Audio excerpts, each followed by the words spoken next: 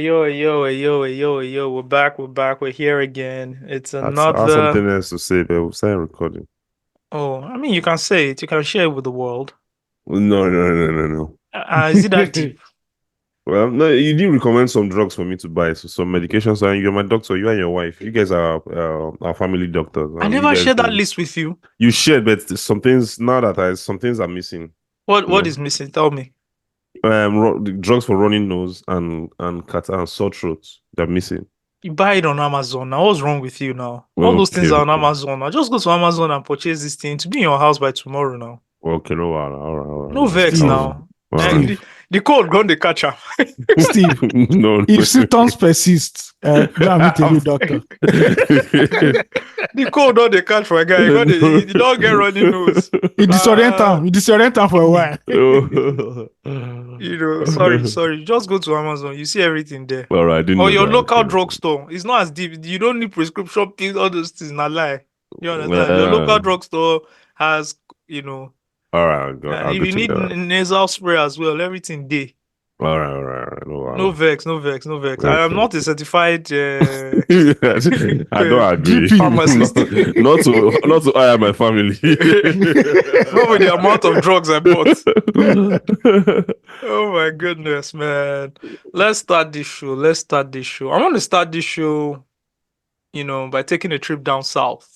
Okay, let's go. Let's go there. Yeah, why is Steve Let's excited go. when I say we're taking a trip down Let's south? go. Yeah, South we is have big, to now. That's the South realest is place. big. That's the realest If place. you they go Ekiti now, so No, we don't know yet. no. For you, Ekiti you don't. is Okay, west. it is You have to be southwest. specific. With You southwest. have to be specific. when Okay, you say look, south. south is south. South is south. I'm going to South shock is you south. people when I The say I'm realest going to place. take a trip down south. I'm going to shock you people. Don't let me get excited for nothing. Pause. You can get excited for what you It want might to get be excited. it might be Yankee South though.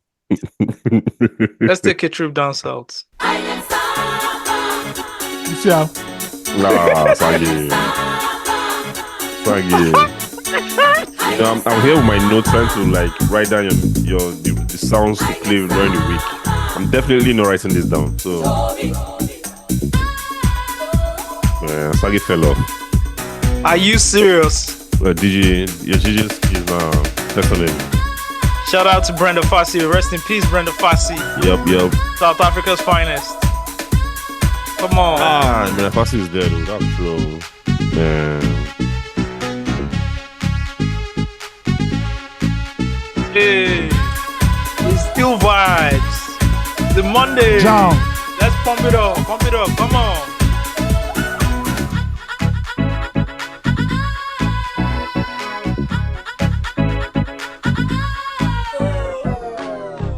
Osagie, you know the funny thing. Alongside the one that can't come still is sure. This a robbery, the whole of them for no sound in this phone now. Time to get the boat and kick your door down. Niggas ain't running anymore now. Bang, bang, everybody kiss the floor now. It's a all eyes on me.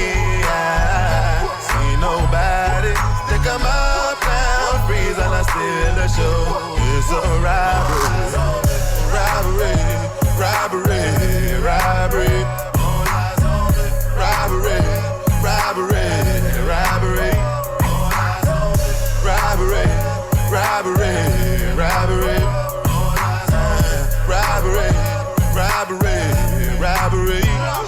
I'm trying to get this rap money in the rush.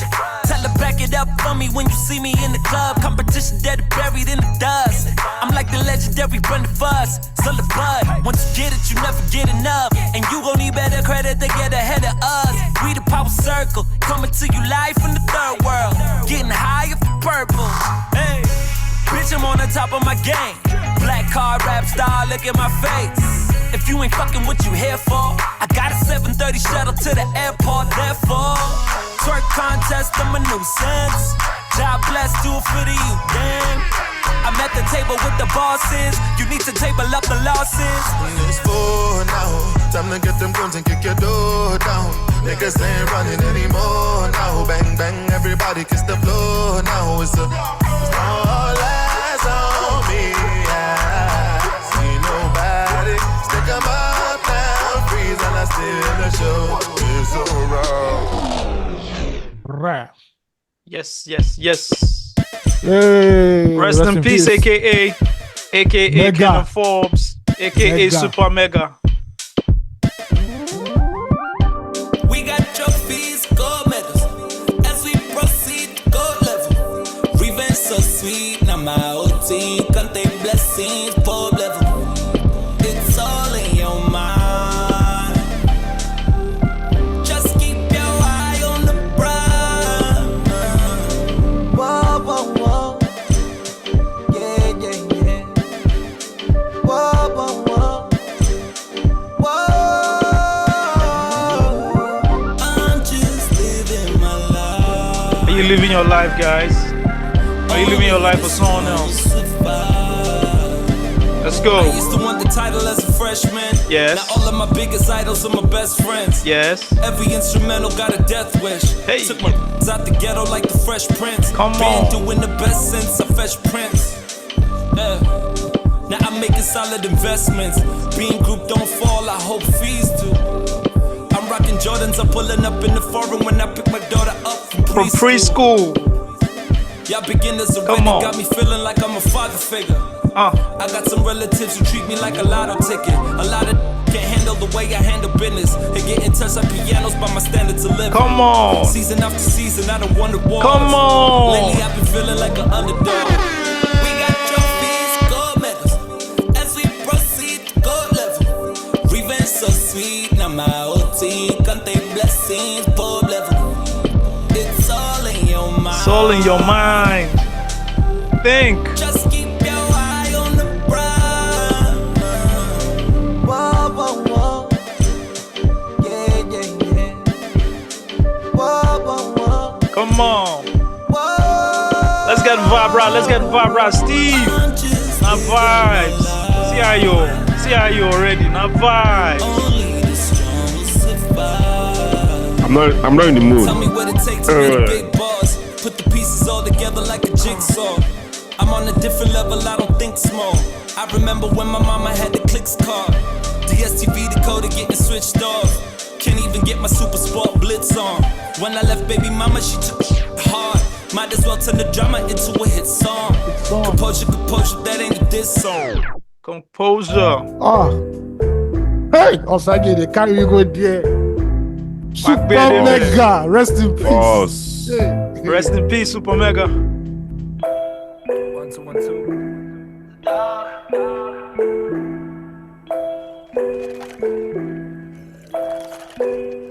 Let's go. Why you gassing, dog? Why you coming to my table with asking, dog? I know you hate me with a passion, I ain't mad at y'all. I know you fuck with every classic in my catalog. And the gold worth the magazine team, think it's Lou Love. Cash time with a jean scheme, push dust. I don't need a green screen when I pull stunts. Cause when you the real thing, niggas get touched, then it's super unlock, unlock. I don't give a fuck about your number one spot. Corporate sleeping on me, need to set alarm clocks. Worth the all my Niger homies getting telecom guap in the billboards. That's the shit that I kill for. Come on. Big dreams since I was a little boy, I'm stressed. Middle finger to the press. Tried to give a fuck, but I ain't got a fuck left. I'm blessed. Let me ball like the Ballon d'Or. Forbes, if you ever fall, it's a cannonball. Miss me with the bullshit like a matador. I just hope you that involved when the camera all bang, bang, bang. And it's all about the moolah. Big shout out to Spooters, smoking Buddha and a Puja. Tunnel vision got me thinking future like computers. 20 bitches swimming in the pool like Barracuda. Maybe I should spit something we could build with. I think we all need change. You got the tilt slip. It's way beyond Drake and Meek Mill shit. Fuck a fiance, I got a little kid. Even Ricky called me the other day. Stuck in the middle, I said that we can't collaborate. Tried to be civil until I saw your Twitter page. But I was out in Europe doing bigger things. See when it rains it pours. Understand with me when it's war, it's war. Come Thinking on. back, you wasn't even national yet. Matter of fact, I used to be a fan of your shit. Young king, I should've took you under my wing. Come on. Instead I let you under my skin. Come I know on. coming up is a wonderful thing, but even I get uncomfortable when they call me the king. I know you play like you humble, but we just one and the same. You tryna stay out of trouble and I'm just stuck in my lane. I hope the pressure don't make me buckle so much on my plate. Appetite for destruction, this shit is like a buffet. Hold it now, hold it now, hold it now. This ain't your moment, we own it now. You feeling so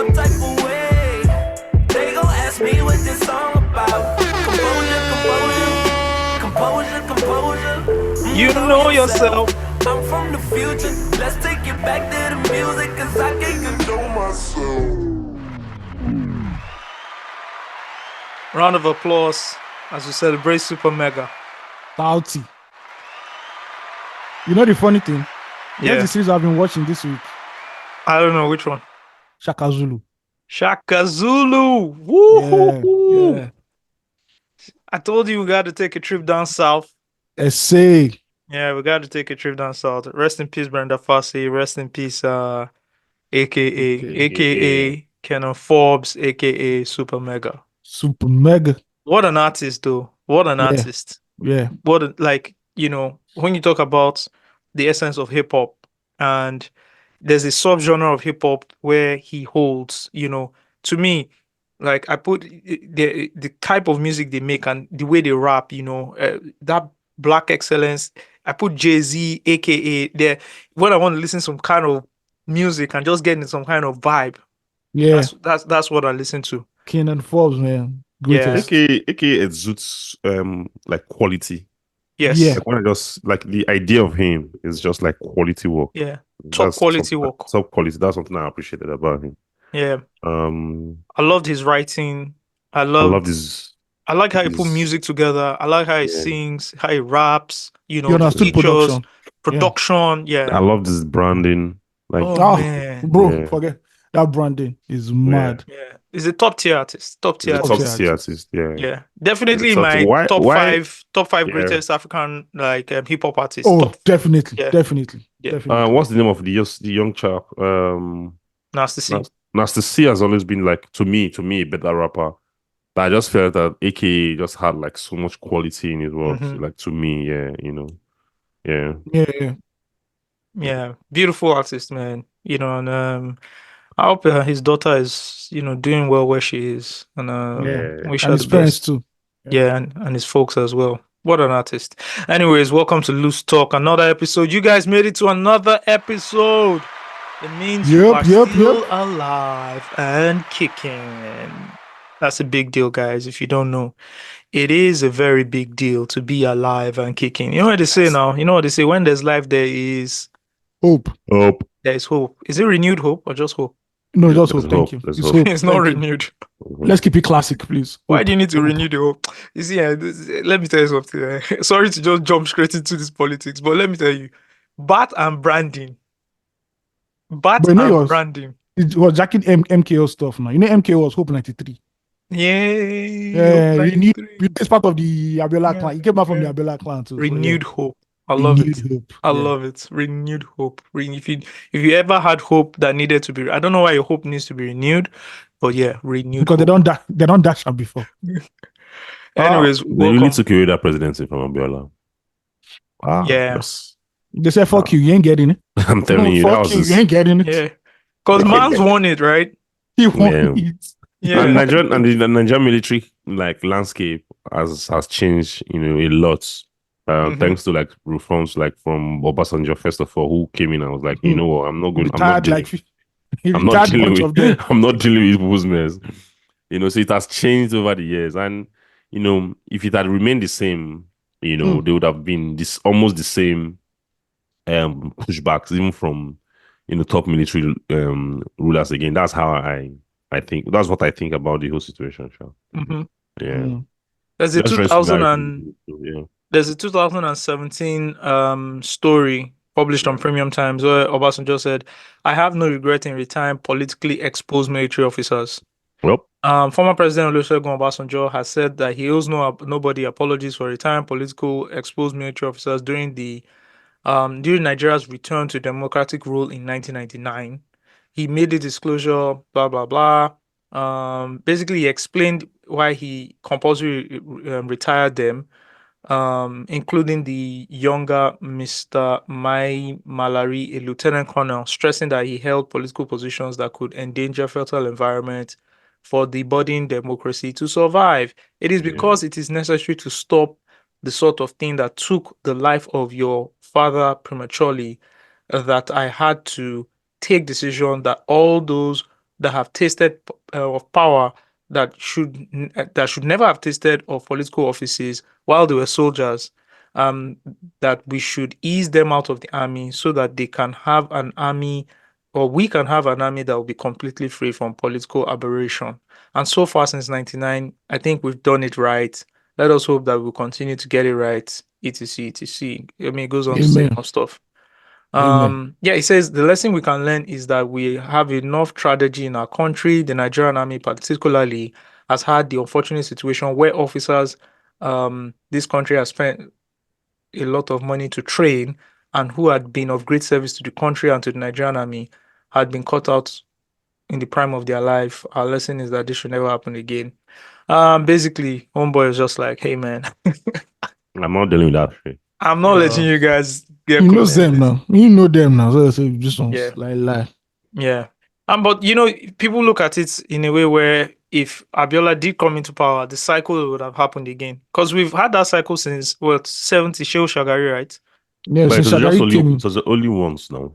No, You get but before Abiola. No, it's twice. So it, It was Shagari and who? no, but if you look at them, Zikiwe says too now. Those Yeah, were But that, elected. it wasn't. It was Azikiwe elected. Yeah, they were but elected as prime minister. what happened? Why did the coup or the failed coup happen? It was because of mismanagement of funds and etc. Right? That's Yeah. when And people the were complaining. Yeah. Yeah, so Shagari got into power. What happened again? I mean, Obasanjo hands over to Shagari, right? He was elected. Yeah. He was elected. Yeah. The whole shit happens again. Buhari comes into power. Babangida takes it from Buhari. That was the Yeah. greatest strategy. That Buhari to Abacha run. Yeah. Now, that is that is why we are still in the trenches. That Yeah. Buhari Abacha It run. changed. I'm It not going changed to the trajectory absolve. of the- I'm not going to absolve Buhari of. Oh, so yes, did when you he say- came back. Yeah, because Except no, from Buhari. I'm not even going to say when he came back. I'll say the first one because that's That's what I'm Yeah, saying that's now. what I was saying. That's I'm what I was saying, saying. from That's Buhari what to started the Abacha chain of run. events. Oh, so Buhari to Yeah. Abacha run destroyed Nigeria. He destroyed Yeah, Nigeria. Buhari, Yeah. IBB, Abacha run. Finished Yeah. us Destroyed totally. Nigeria. Yeah. Like Totally. totally destroyed. That's what destroyed Yeah. Nigeria. The clueless, Your the clueless subsidy. one, Mhm. the deeply corrupt one, Mhm. Yeah. and And the monstrous one. and the monstrous one. Yes. Yes. Out there. Yes. Just like, Abacha was like a plain, like straight up monster. Bro, But think you know of what it. I Babangida came there, I was like, give me this bar. Like, let me just make this money. Yeah, Then and everybody Buhari as makes usual- money too. And everybody makes, Buhari as Yeah, usual was yeah. just- You want to be criminal, this Buhari is was 419 just- in the fax era. Exactly. Buhari was just Don't clueless. arrest anybody. Let's, Gloria Yeah. Who's Okon. that? Let's Who's go. that? Babangida. Yeah. Babangida was Yeah, Gloria Okon. Babangida Let's go. made- I If would you say guys don't know who Gloria Babangida was- Okon is, please Please just search. Babangida Google. made. If you look at Gloria Okon. the elites right now, Mhm. the political elites and like even the social elites, Mhm. they were all made during Babangida's era. Yeah. Look, if you trace it very well, there, Mhm. you know. Yeah. Yeah. For somebody Absolutely. to have come out to say he was the evil genius. He said that in the paper, in print. And they Yes. call me Maradona, the evil genius. Where Yeah. he Evil won't go. genius. Yeah, In the election, I say, where will I walk go? I Yeah. did the The evil and he was genius. he was also in the social class because he was like hosting them. bro. Really, They say- really They say if you go and meet IBB, like Yeah. IBB is very charming. very, You very charm the Yeah. pants off you, man. hosting you. He very social. Abacha was the opposite. Abacha came in and like fuck I was like, everybody. nah, I don't give a fuck. I'm who you not are, here my for nigga. I'm not here toasting anybody. I'm not Not here my for way. anyone. Or you go. Finish. Yeah. Nah, that run. We'll go back to that run. man. history Yeah, and say it took out the country. Yeah. took out everything we are dealing with as a country. We started from Shagari, actually. Whether it's from That subsidy, waste. Yeah, everything. inflation, Yeah. unemployment, jackpot. It's from that. It's what you can even say from Shagari, because Shagari is said to be Shagari, the most corrupt civil government back then. yeah. That he really brought corruption into Nigerian government. From Yeah. Shagari down to Abacha. Yeah. Waste. I was also looking at the fuel price summary from the 1973 all the way to like now 2023, right? And some of the most turbulent times was actually in between when Babangida left, like Shonekon came in and Abacha took over. But like from the Yeah. Babangida time, Babangida was basically, because this is what happens, right? you look for money, you settle with traditional leaders, you keep constantly tell people that you're going to run an election, everything will be fine, guys. And then you keep postponing the election. It keeps coming them every 2 years. Yeah, but you keep stealing money, right? And this is alleged. I'm not saying anybody stole money here, so please don't come and arrest me. Alleged. But like, please. that happens. You need to sort out like all the traditional rulers so they don't, galvanize people to start galvanize people and thinking of usurping anybody. So in 1986, fuel goes from 20 kobo to 39.5 kobo, 95.5% increase. Like, the best thing was just raise the price of fuel again. Like, raise the price. Do you understand? Let's just raise the price of everything, right? In 98, that was in 86. So 88, 6.33% increase. 89, 42.86% increase. 91, 16.67 increase. Now in 93, Shonekon comes in. Fuel goes from, you guys won't believe this. Fuel price goes from, and this is per liter, right? Fuel price goes from 70 kobo to 5 naira. God damn. God damn You understand? it. And we are complaining. That's bad. That is a 604.29% increase. What year was this? This was 93. Damn. Do you see how the middle class started getting wiped out? Yeah. Yes. No, Yeah. Yes. Yeah. The middle class started getting wiped out. An average of middle class in the early 90s, you had 2 cars now.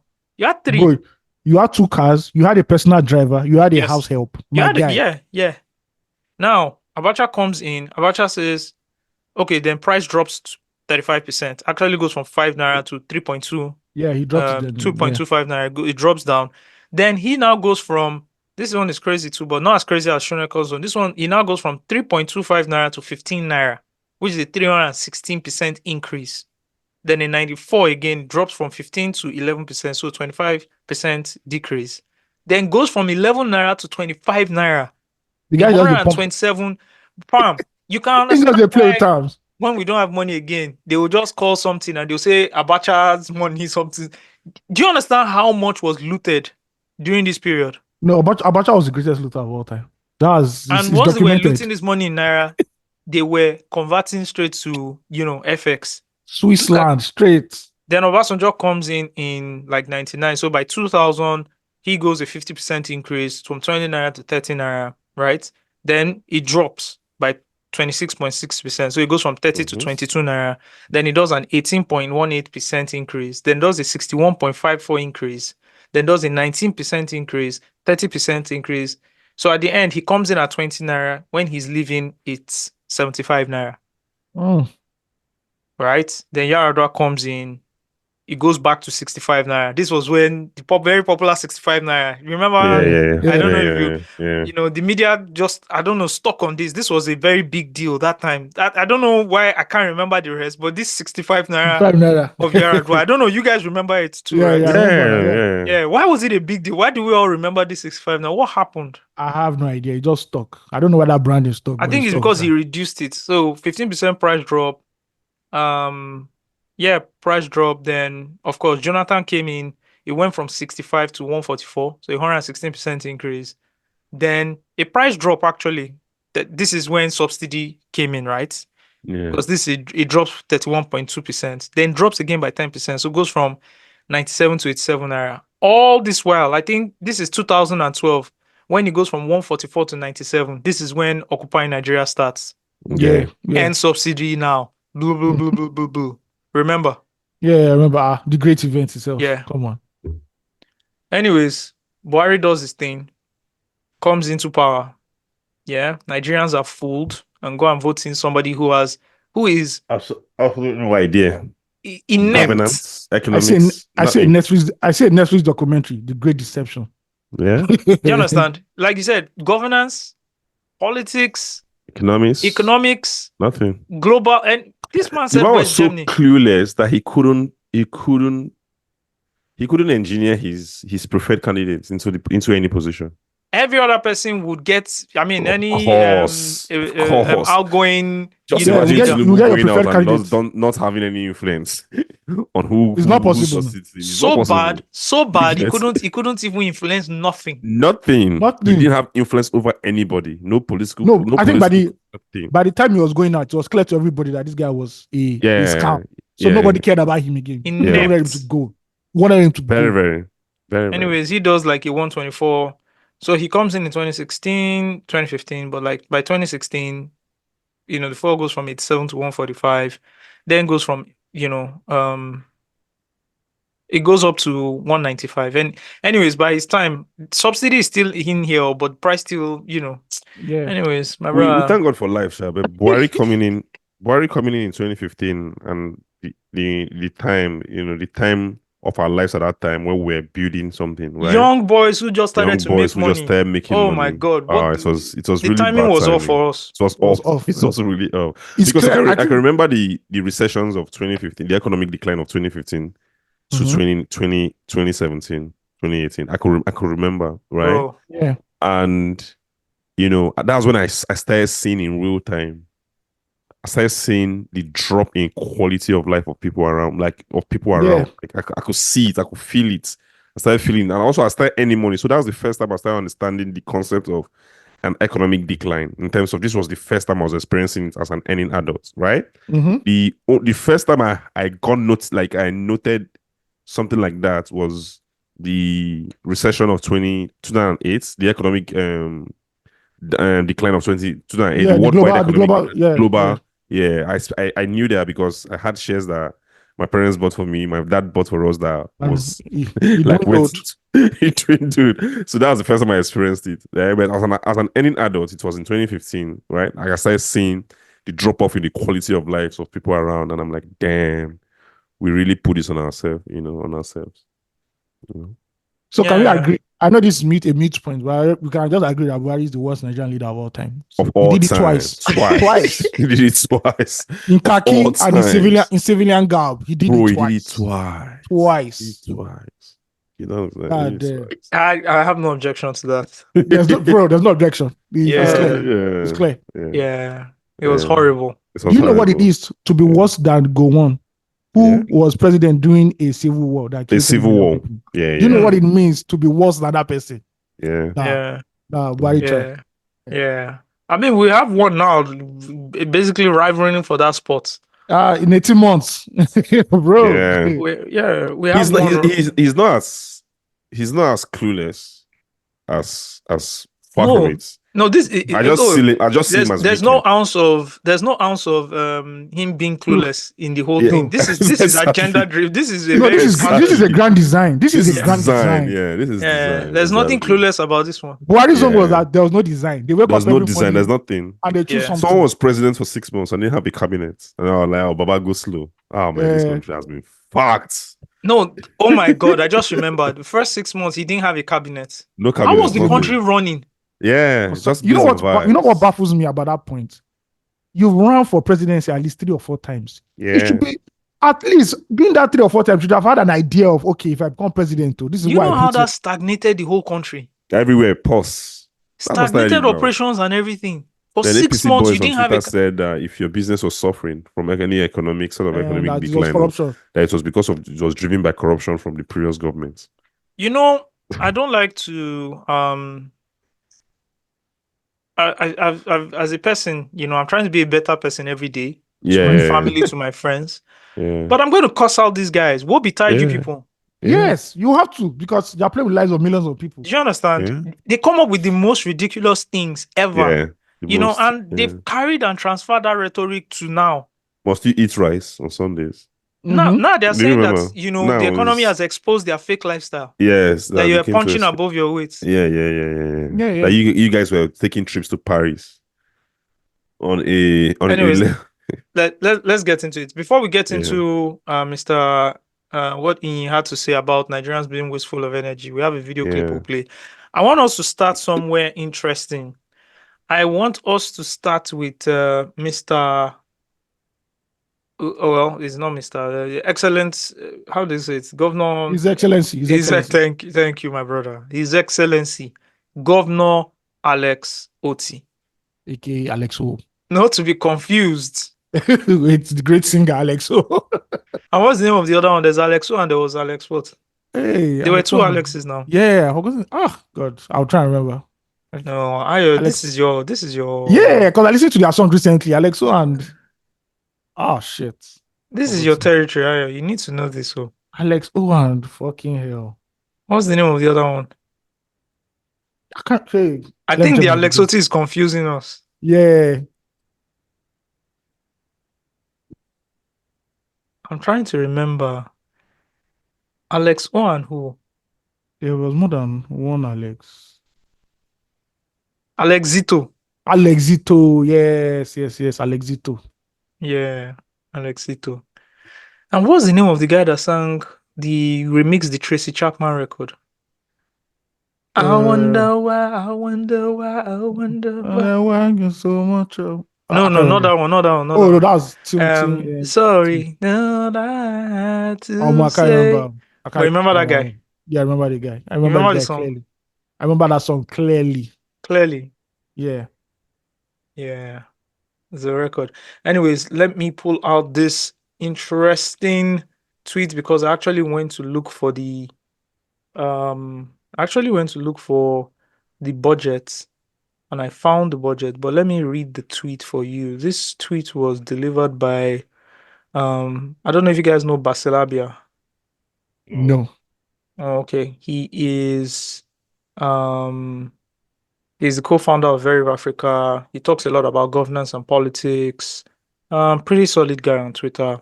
He was the one that pulled my attention to this interesting story. Very interesting story, right? He tweeted, fantastic. I have found the tweets.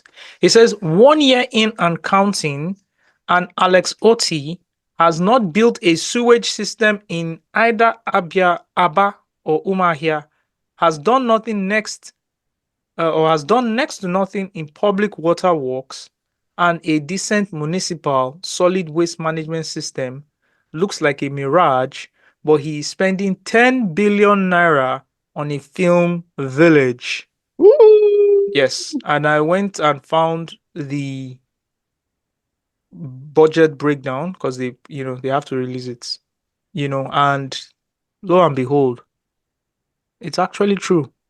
Mm. There So which is state is that? 10 billion naira. This is the state. This is Abia. Okay. There's 10 billion naira that has been awarded or not awarded, allocated to what? To building a film village in Abia State. Okay. I see. I see.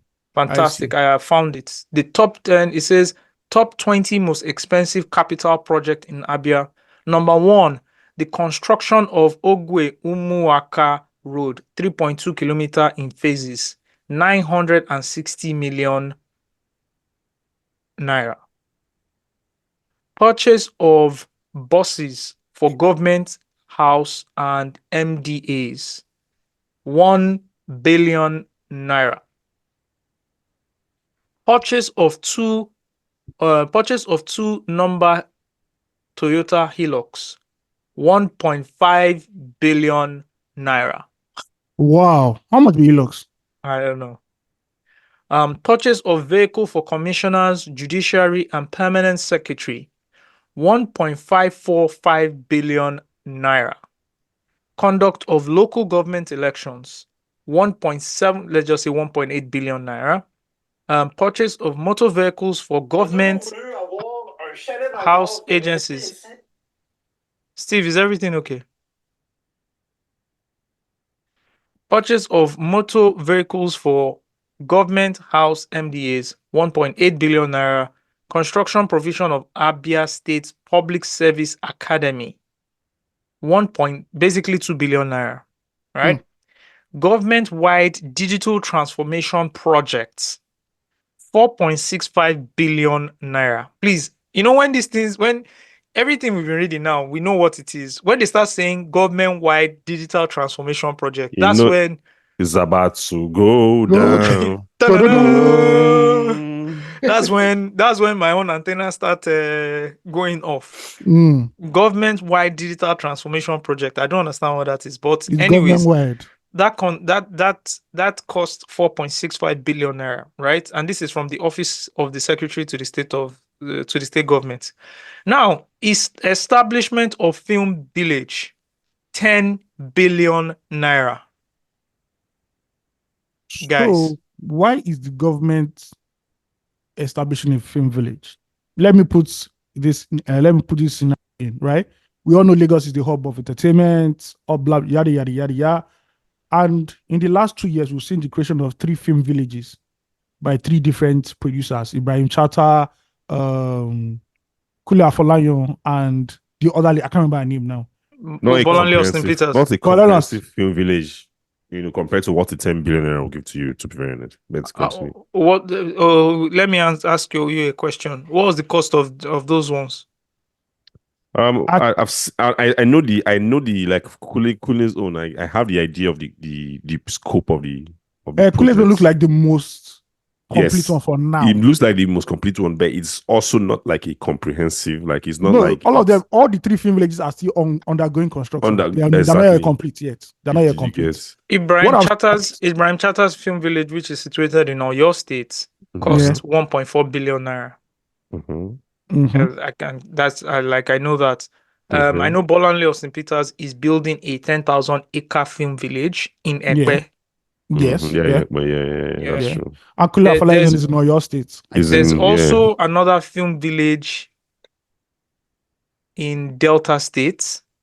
Oh, for real? Oh, that's nice. Yes, there's a film village in Delta State. It's called Film Village Anwai, right? Anwai. Yes, it's a Delta State. The Delta State local government desires to make Delta State the entertainment hub of Nigeria. Hence, the development of the ultra modern. Oh my God!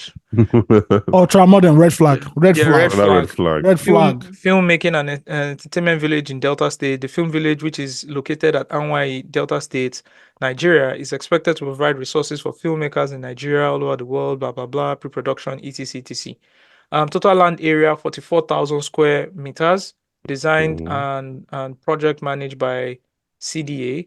Facilities include a shopping center, amphitheater, admin building, studio editing, blah blah blah. Right, that is going on. So there's also one in Delta State, right? Yeah. So we've counted how many now? One in Oyo, one in Ekpe, one in Delta. I believe there's one in Enugu, right? Is there? I don't know any film village in Enugu. No, there's no film village. Because someone kept saying Enugu, but I wasn't sure. I know there's a film school in Jos, but that's Asians. That's like the Jos school. That's an old, Yeah. What I'm trying to point out is that and then there's Kule Afolayan's one. Where's the building? Oyo. I think it's in Oyo State. It's also in Oyo. Yes. Okay. Super. Yeah. So we have 4 film villages we just talked about in the South region, right? In the Southern region. Okay. What I'm trying to even point out is that the 3 ones I mentioned, right, all were from private individuals. You can say they got funding from Netflix and everything to build it, fine. But it's from private individuals. Why is the state government creating a film village? Now let's go to Tinapa. That's a state-backed tourism venture and everything. Where is Tinapa today? Wasting. Absolutely. Please show me any enterprise in the Nigerian government, whether federal or state, that they've put their hands in and has survived. Allow private players to do this. What your job is as a governor is to create facilitate loans, bank loans, stuff like that. Yeah. Create a conducive atmosphere for people to come and say, "Oh, let's set up business here and let's turn this place into a movie maker." Simple as that. I know Pound Road is in Abia, and Pound Road is big in terms of marketing and distributing of local Nigerian films, right? Help them with legislature, help them with this, help them with that. Then people with the capital will now come and establish it. Not government. So when government now creates film village, will the government now start producing films on it? Are we in North Korea? Or are we in Second World War Germany? We're kind of loud. Your role as a government in a film village conversation should be giving them. You say, oh, you know what? I'm attracting this investment into my state. Take this land for free, right? Take this land for free. Because when you build it, you're going to bring a lot of job creation, employment, and opportunities, and open up. It's just like what 50 Cent is doing in Southport or whatever that place is called, right? He's meeting with the governor almost every week. They are supporting his investment because they know what he's going to do. He did like a big comedy show 2 months ago. Yeah. He brought in all the top comedians from Dave Chappelle to Andrew Schultz to even Williams. Pat Williams. Right? He brought everybody together. In short, I was watching the behind the scene clip. Cat Williams and Dave Chappelle, he's been long they saw each other, right? Yeah. That's how big the event was, right? So you give people, you should be giving people this opportunity to come and build something like that. Maybe you support them with like freelance or subsidized oil and stuff, or something that will subsidized like a subsidized cost, right? Because you know he's going to open up your area, bring in more investment, it's just like, bring life to the area. That's what you should be doing as a government. But there's an argument to say, you know what? See, let me tell you, Nigerian governments, you know, they're seeing funds dwindle every year because of the fall of oil prices. Like the oil is no longer sustainable to carry the country as it has done in the last 50 years, right? So governments, you know, state governments are sitting down to say, you know, how do we make money? Do you get, like, how do we generate, what's the long-term investment we're going to put in this state that is going to give us money to fund other basic projects like sewage system, like pipe-borne water?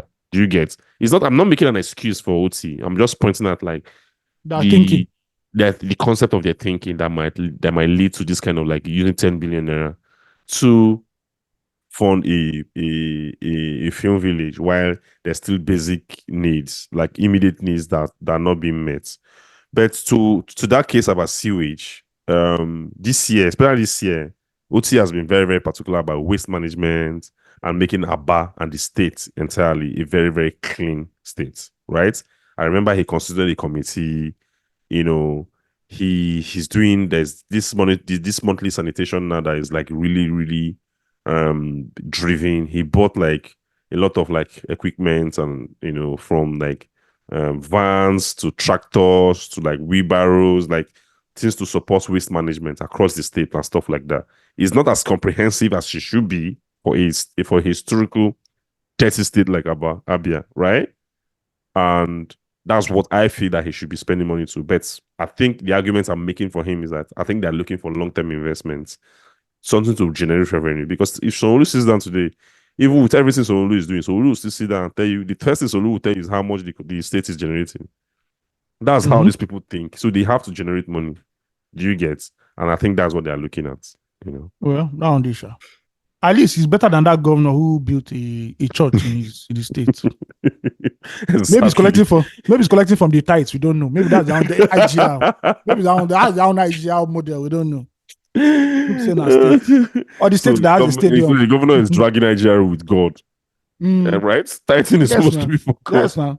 It's not God. It's dragging Nigeria with pastors. That money, I haven't still seen the tech bros have not built the rails from here to heaven. Okay, the payment rails doesn't exist. Do you understand? You know, we're waiting for Frinkra to build it. No, Wala, we catch you people. Let's and I trust that you always come on first. Twitter. We're after Africa, then that will be our next project. I trust that you always come on Twitter and tell us we finally built the rails from here to heaven. God can now collect his money in person directly, no intermediary now. And that is what would that do? That will establish trust in the religious ecosystem. Yes, bro. You know that as you are tithing, your money is going to. You know where your money is going to. And you are assured of the blessings that come with the tithing. Simple. No middlemen anymore. We built the rails. Middlemen that be driving Rolls Royce, that be pulling up Rolls Royce convoy. We built the rails for you guys. Yeah, anyway, see, man, let me tell you something. At the end of the day, I'm big on infrastructure now, right? And you guys already know that. And if you don't have like all that set, anything you're building on all of that is you're just building on sand. I'm telling you, you're building on paper, you're building on nothing. And that's how I see things now, basically. So, you know, just seeing you dedicate 10 billion to a film village. Yeah. What year do you start making money from the film village? Exactly. Where's the ROI? Do you know, like, what year? Guess what? And thank you for asking these questions, because what I would expect from a government is to always be very, very public with these plans. You sit down and explain in a statewide speech, you say, this is why I'm putting 10 billion naira. Like the accountability aspect of governance in Nigeria is like totally dead. A governor should be saying, I'm spending 10 billion naira of your money because it's the state's money, it's the citizens' money, it's not your money. I'm spending 10 billion naira of your money to build a film village. This is the year it's going to be completed. This is the year we're going to be making money. This is how much we're going to be making. These things are not, there's no accountability for these things. You just sit down and say, I'm spending 10 billion. People just believe. That's my problem with the stadium. That's which governor did that one? The stadium where Super Eagles play now. And that's the pride of the one in Uyo. How much does that stadium Exactly. generates yearly. No, it doesn't generate any money. 100%. No money. It No money. that stadium has not generated 10% of the money they used in building it. 10%. That's a white It's not elephant generated project. anything. Yeah. Anything. Now, going back to OT, you creating a film village is nice, but let's not act as if there is not a talent deficit in Nollywood. For the people behind the camera. Let's not even talk about the people in front of the camera. Film village. Exactly. So you create a world-class film village for who? For who? At least we know that this lady, Stephanie, what's her name? That used to act, Stephanie Okereke. For people who want to shoot Asaba movies. Stephanie Okereke has a film school. And Muabudu has a film school also. Where is Stephanie Okereke's film school? Del York is in somewhere around. Okay, yeah, that's true. That's true. I forgot. No, too has that thing, Ebony TV, Live Academy and stuff. That directly just plant into all these movies that we're watching right now. But you know that we know it's Asaba. What is the infrastructure you are building to allow young men and young women to enter Nollywood and have careers? Yeah. 30-year careers, 40-year careers behind the camera. You don't have that. So when you now create this film village, what's going to happen? Yeah, it's true. So, we're back to square one. That's it. We're back to square one. I saw another thing. Oseni Rufai of Rice TV also posted this. 700 million naira to buy 50 torchlights and 100 walkie-talkie for Bayelsa Community Safety Corps. Yeah. 4.6 billion to buy 20 Hilux and SUVs and another 1.2 billion naira for government printing machines. All in the budgets. Yeah. The day we recognize that Nigerian governors are the demons, so paying the locals eating your money. Oh, because everybody's focusing on Tinubu. People they should have realized by now. We've been saying it. No, people don't realize. Protest when they said they were going to protest. Tinubu must go. Tinubu must go for what now? Have you seen your governor in action? I don't know how you can look at your environment and look at the people directly responsible for maintaining your environment, right? Yeah. And the economy of your state. Yeah. You leave all of that, you float out of it, right? Yeah. You float out of your House of Reps, you absolve all of them of the responsibilities, and then you look at the HNIC and say, it is you. That's our fault. It is you. That's our fault. Do you understand? Like I'm trying to figure how people the thought process that people go through to land at that conclusion. There's a state where I don't think the governor has done any work in 1 year because he's fighting his godfather. And the people of that state are okay. They're okay. You don't see them going out to protest. No, they're not making any noise. They're fine. For an oil-rich producing state in this country to sit there and say, he's trying. The government is the algorithm, but I've never seen a video. I've never watched a video of that man talking about what he has achieved in the last 1 year. No, he said he has done one road. Driving, he has done or what he's doing. The only thing I've seen, the only time I watch him is when he's talking about Wizkid, his fights. I would never concede, blah blah blah. Do you understand? Mr. Governor, can you get to work, please? Thank you. There are people that work in the civil service. There are people that depends on you. Do you understand? Yeah. Are you going to spend the whole day breaking down buildings, and how can that be the highlight of your of your governor of your stint so far as a governor? Yeah, it's sad. Can you get to work? I think it's pretty much difficult for you to find a governor that can give you a 10-year economic roadmap of his state right now. This thing I don't like. It's pretty much hard. I don't like much hard because you're telling a governor to give you a blueprint for a time that he's not even going to be in the seat. And no, for 8 years. He'll be in the seat for 8 years now. And you said 10 years. And he's not even sure.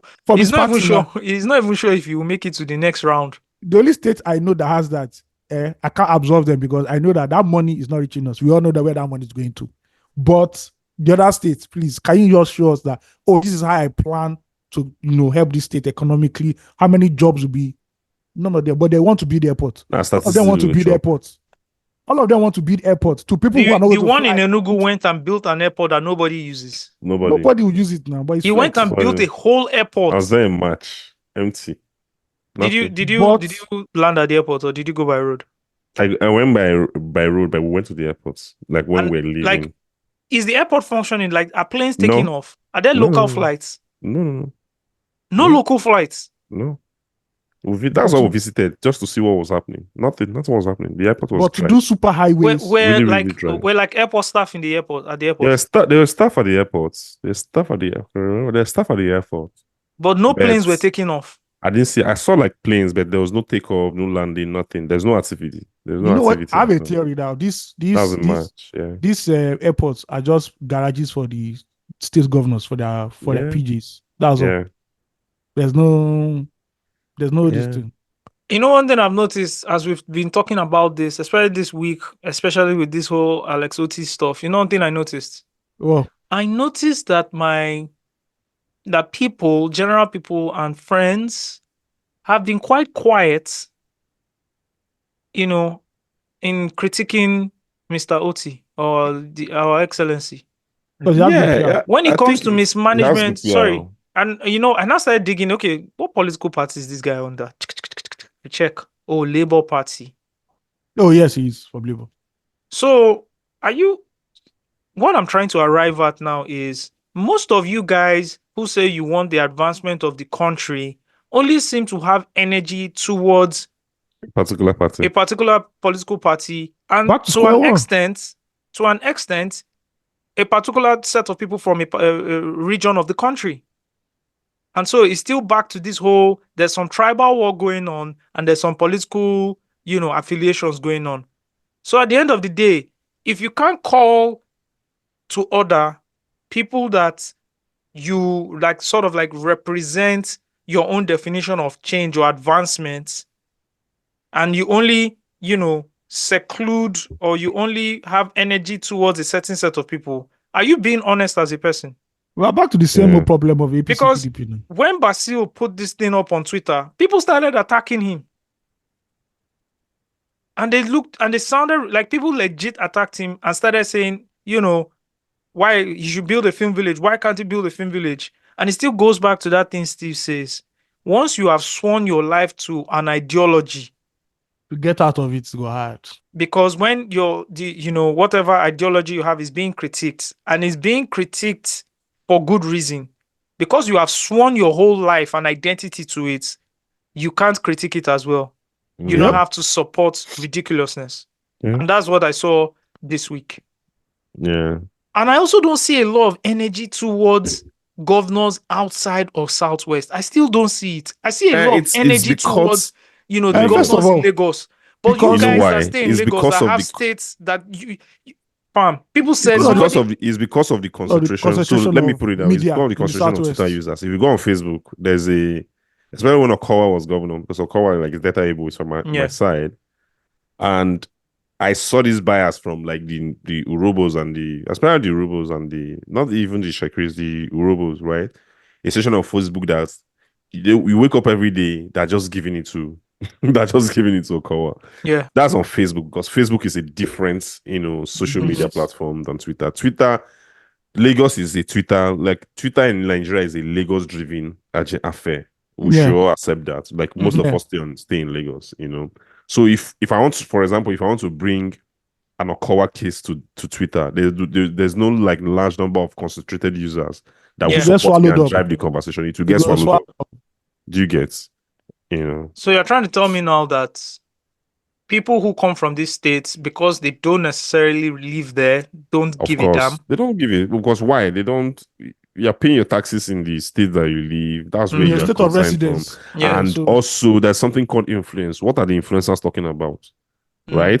It's Lagos, so everybody just pay attention to Lagos. The media is Lagos. There's no media who's reporting about the annual performance review of a governor in Bayelsa or in Delta. There's no media there. There's media, but there's no national, like there's no media there that will grab national attention. There's no deep coverage. There's no deep coverage. Even the media there is state-owned. When the TV station is state-owned, exactly. Radio station is owned by the government. Even the private-owned, they're looking for contracts from the government. I remember when I had the idea to float a free newspaper in Delta State. My target was the Delta State government. Yeah. That would have been my number one client. As in, your paper would have been a propaganda machine. Propaganda machine. You didn't get. So yeah, it's just it's what insane, this just tells me is You guys that are anti-APC, anti-BAT and everything, if your own person enters power and also does some bullshit, you guys are also going to be like them. There's no difference. There's no we saw difference it in the between both case you. of emergency lovers of Nigeria because of the Libya, South Africa, and Sudan, the Libya Super Eagles thing. Yes. Wait, pause, Steve, pause. What the fuck is emergency lovers of Nigeria? Yo, that's what they say now. Yeah, like that's crazy. The Labour Party and Peter Obi presidency fans will tell you that they love Nigeria so much. That's why they want him as a candidate. So while they were bashing, so some people, stupidly also, attached the whole sentiment to political sentiment, the whole supporting Nigeria did it first. That's why Libya is doing it. They say, you people don't love Nigeria. People are not supporting Tinubu. That's why you are attaching. That's why you are taking this stand. You are emergency lovers of Nigeria. The emergency lovers of Nigeria. What's his name? The Olusegun guy on Twitter. He has tweets bashing Nigeria when Goodluck Jonathan was president. He had tweets talking shit about the country. About the country having no hope. Now he's the most enthusiastic influencer on Twitter talking about Nigeria. You get so all things have passed away. That should tell you that you can't take this person serious. When he's talking, I shouldn't pay attention to him because he's biased already. The guy actually sounds like a clown anytime he's a clown actually. Yeah. He's a clown. It sounds like a clown. But at the end of the day, I'm just trying to say that he's a clown he's working for his money. Yeah, and I mean, actually, he's not a clown. He's not actually a clown. He's actually smart. He might doing be. His job. Yeah. He might be. Just imagine people are not getting any pay for it, but all they do on Twitter is to. Those are the clowns. Those are the clowns. Yeah. So what we're trying to establish now is that a large part of people who are attacking this current government, once their own political party goes into power, that's it. They also become ridiculous people. They start giving us they start coming up with excuses for every issue. Must you eat rice on Sunday? Turn your car to CNG. Like whatever ridiculous thing that anybody can think of. They will just pick the docket from the last person. That's it. Just pick it. The race goes on. I think they have a WhatsApp group where these talking points come in and everybody goes in. Yeah. So guys, this is what you can say now, and everybody goes in. So we're just being untrue to ourselves. 100%. 100%. We are. Because for me, if you can't critique the left and right, you're a joker. Yeah, you have no credibility at all. You're a joker. Yeah, I can't even listen to you. Because I saw this Alex Oti thing. People just get quiet, I sent it to a couple of people. No response. Everybody's just chilling. And it's also because also another thing driving it is because of where the state is coming from. You get That's also. I was in Abad. You know why I'm passionate about this? I know now. I spent some time in Abad because of work. Yeah. And it was a horrible experience. Yeah, it was horrible experience. The roads are bad. Everything was messed up. And this is a state that has so much. A terrible hotel. Yeah, this is a state that has so much potential in terms of human like the manpower, the human capital there. But nobody has come up with a plan to put it to use. Nobody has come to clean up the market so that it will be like a sustainable. It will be a sustainable industry, like industrialized. Like governors are wicked, man. So you to Abba, you just bro. Me and Ayo, we're looking at. There's one time Anna and I we used to sit together at the office. So one time we talked about Rihanna's Puma sneakers. The day she released it on Instagram. You remember now? I saw the photo on Instagram. On Instagram. A week later, Ayo came and said he saw the sneaker. He said he did right from Instagram. No, we're not sure if that came from Abba or China. I think that came from China. No, that came from China. Are you sure it's from China? That came from China. But it's coming to Abba. Oh, that was too fast. No, that came from China. Because those ones, they are flying. They didn't put those ones on the ship. They are flying those ones. Because if not seen at 3 months. At 3 months, because they have to have the cast, then do it, which I know they have in Abba. They have it, yeah. You understand? You know what? As a matter of fact, I don't know. Bro, even the Super Eagles Nike jersey of 2014. But what I know was mad. Yeah, but what I know is that even in Abba now, right, they're making quality products. Quality products. They do. Yes. Like quality bags, quality sandals. Like made in Nigeria products. Yeah, made in Nigeria products. Bro, look at when there was scarcity of masks in Nigeria during COVID. Mm-hmm. Who came through? Yeah, it was Abba. Yeah. Who came through? Right? So there's this human capital there. There's this potential for like a pipeline of like huge industrialism, like in real time that everybody will see to say, oh, we saw how this thing escalated into something huge, right? But nobody has come up with a comprehensive plan for it. Nobody has come up with a strategy and an intention to even implement anything. Because that's not their plan. That's not their plan. Like, it's just insane. Their plan is to state capture. So that's why the whole clean up governor. Aba thing to me is a good initiative, because cleaning it up ensures that, okay, now there's like a proper system where people can function properly. Because we're ready for business. Listen, sometimes I go to the market, right? I go to the market to like buy food stuff or whatever, and I see how dirty it is. And I look at it, I'm like, you can track these debts, right? This clumsiness to like economic performance. Right? You can't function in debt. You can't function in chaos. Sometimes I'm in Computer Village and I'm looking at the structure of the buildings, the roof, Computer Village how everything is, and I'm like, bro, this is economic and financial performance of Computer Village would increase significantly if the place is organized. That is why I'm telling you, I'm a champion of let them move Computer Village to let them move it to a park. Because that place is a residential area. It's a residential area that turned into... And the scale at which it's expanding is not sustainable, because now they're doing high-rising. Yes, they're breaking buildings down. They're breaking buildings down to build. Landlords are selling their lands and everything. And then if you know Computer Village, you know that there are even houses at the back that are like ghettos now. That whole place. That whole place. Yes. Go. Should go totally. Yeah. So it's insane, yes. Yeah.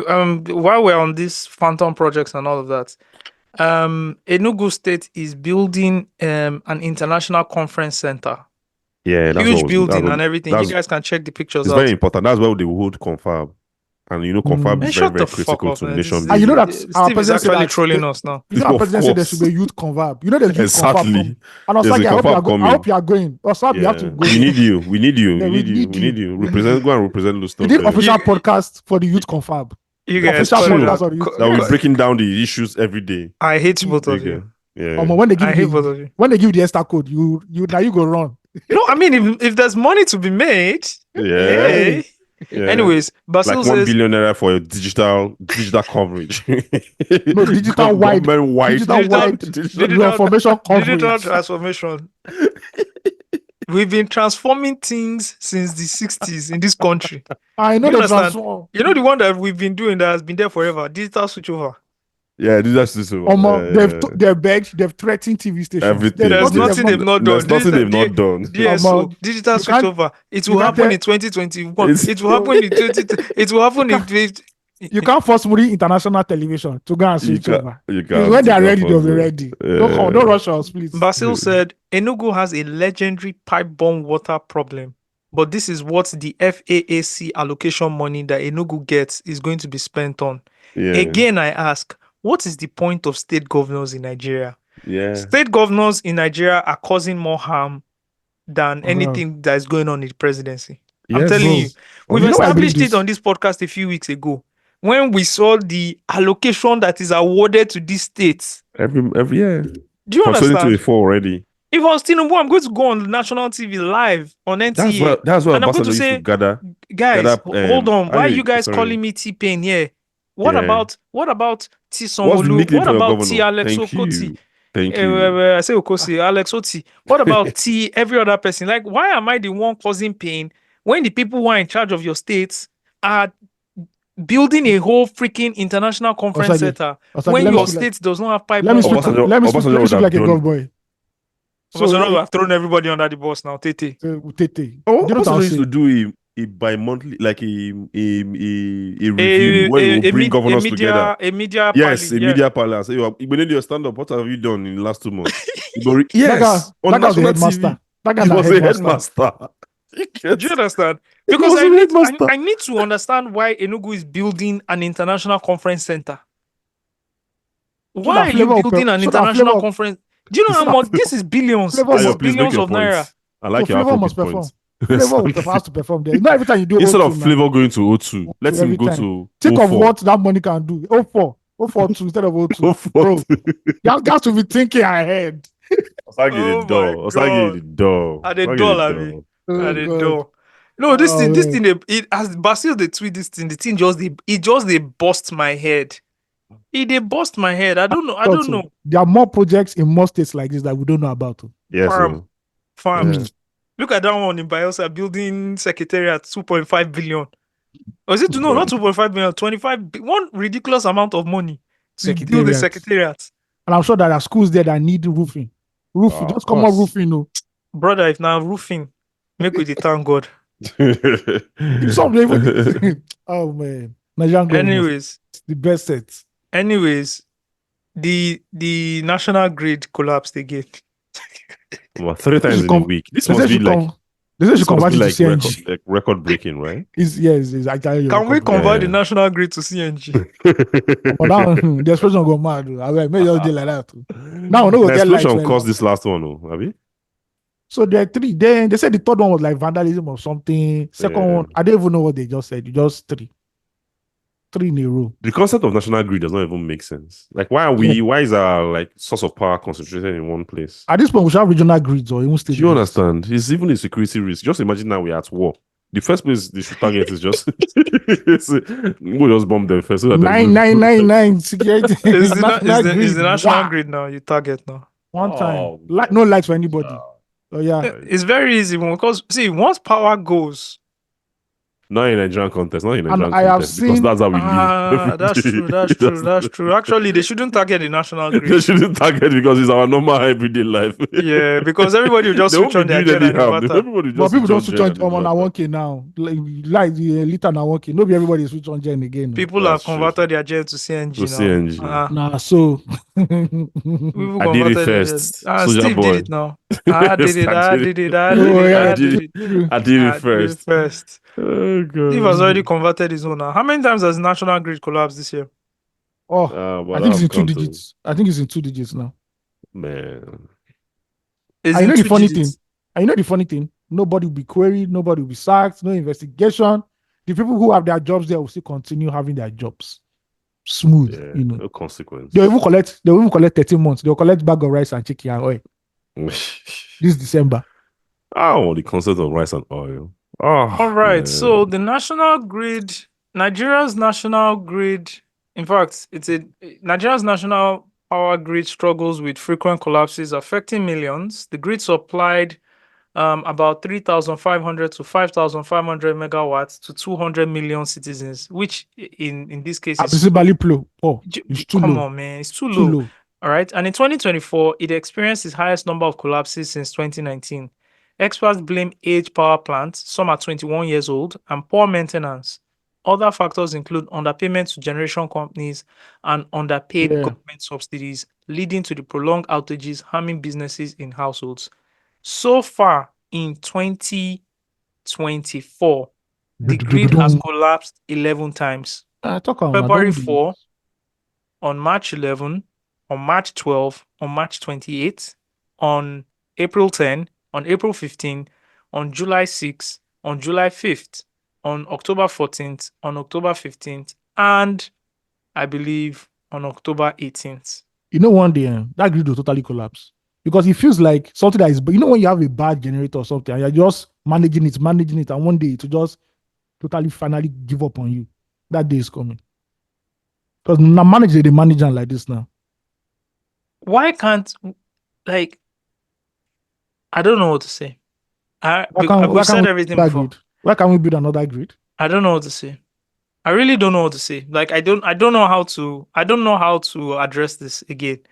I don't know how to address how we can't have like 24/7 power in the country. I don't know how to address it. I know this is not only in Nigeria. Yeah, you people have been wasting it now. That's why. So they say you people have been wasting the bulb and the lights and you people have been wasteful. People don't appreciate energy that they give you. They give you peasants. Speaking about that, so in Aboyeji, a tech well, I'll call him like a tech enthusiast, if that's how he wants to describe himself. Was on Inside Sources, a program, a show on Channels TV, and he had a number of things to say. And first of all, he was addressing the power issue in the country. There are a couple of other things and videos we'll play. As we play the video, we will pause the video and reflect on some of the things he said, and then we'll move it along. This is when he talked about a number of things that ended up talking about energy usage in Nigeria. So I'm just going to play the video. Not like that. Absolutely. I have a rather unpopular view from most people, which is, a lot of young people you ask this question will probably tell you they're not very optimistic, they're not very happy. And while I acknowledge there are lots of challenges, I have never been more optimistic about the future of this country than I am now.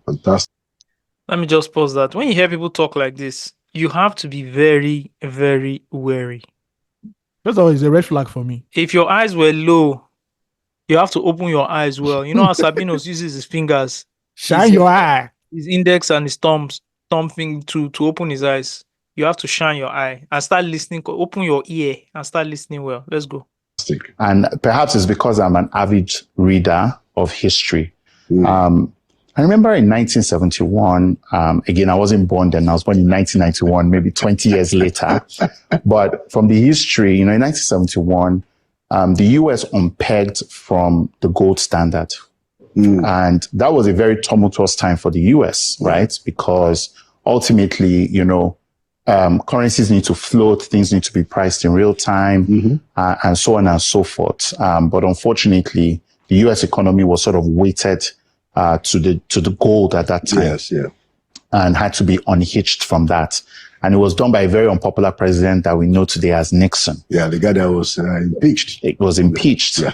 But if you look at America since 1971, shortly after you had the internet come up, started in 1968, the internet became a real thing, sort of 20 years later. You looked at the rise of personal computers. I think Microsoft was established in 1975. You think about technological advancements since 1971 till today, right? And you see where it has taken the economy.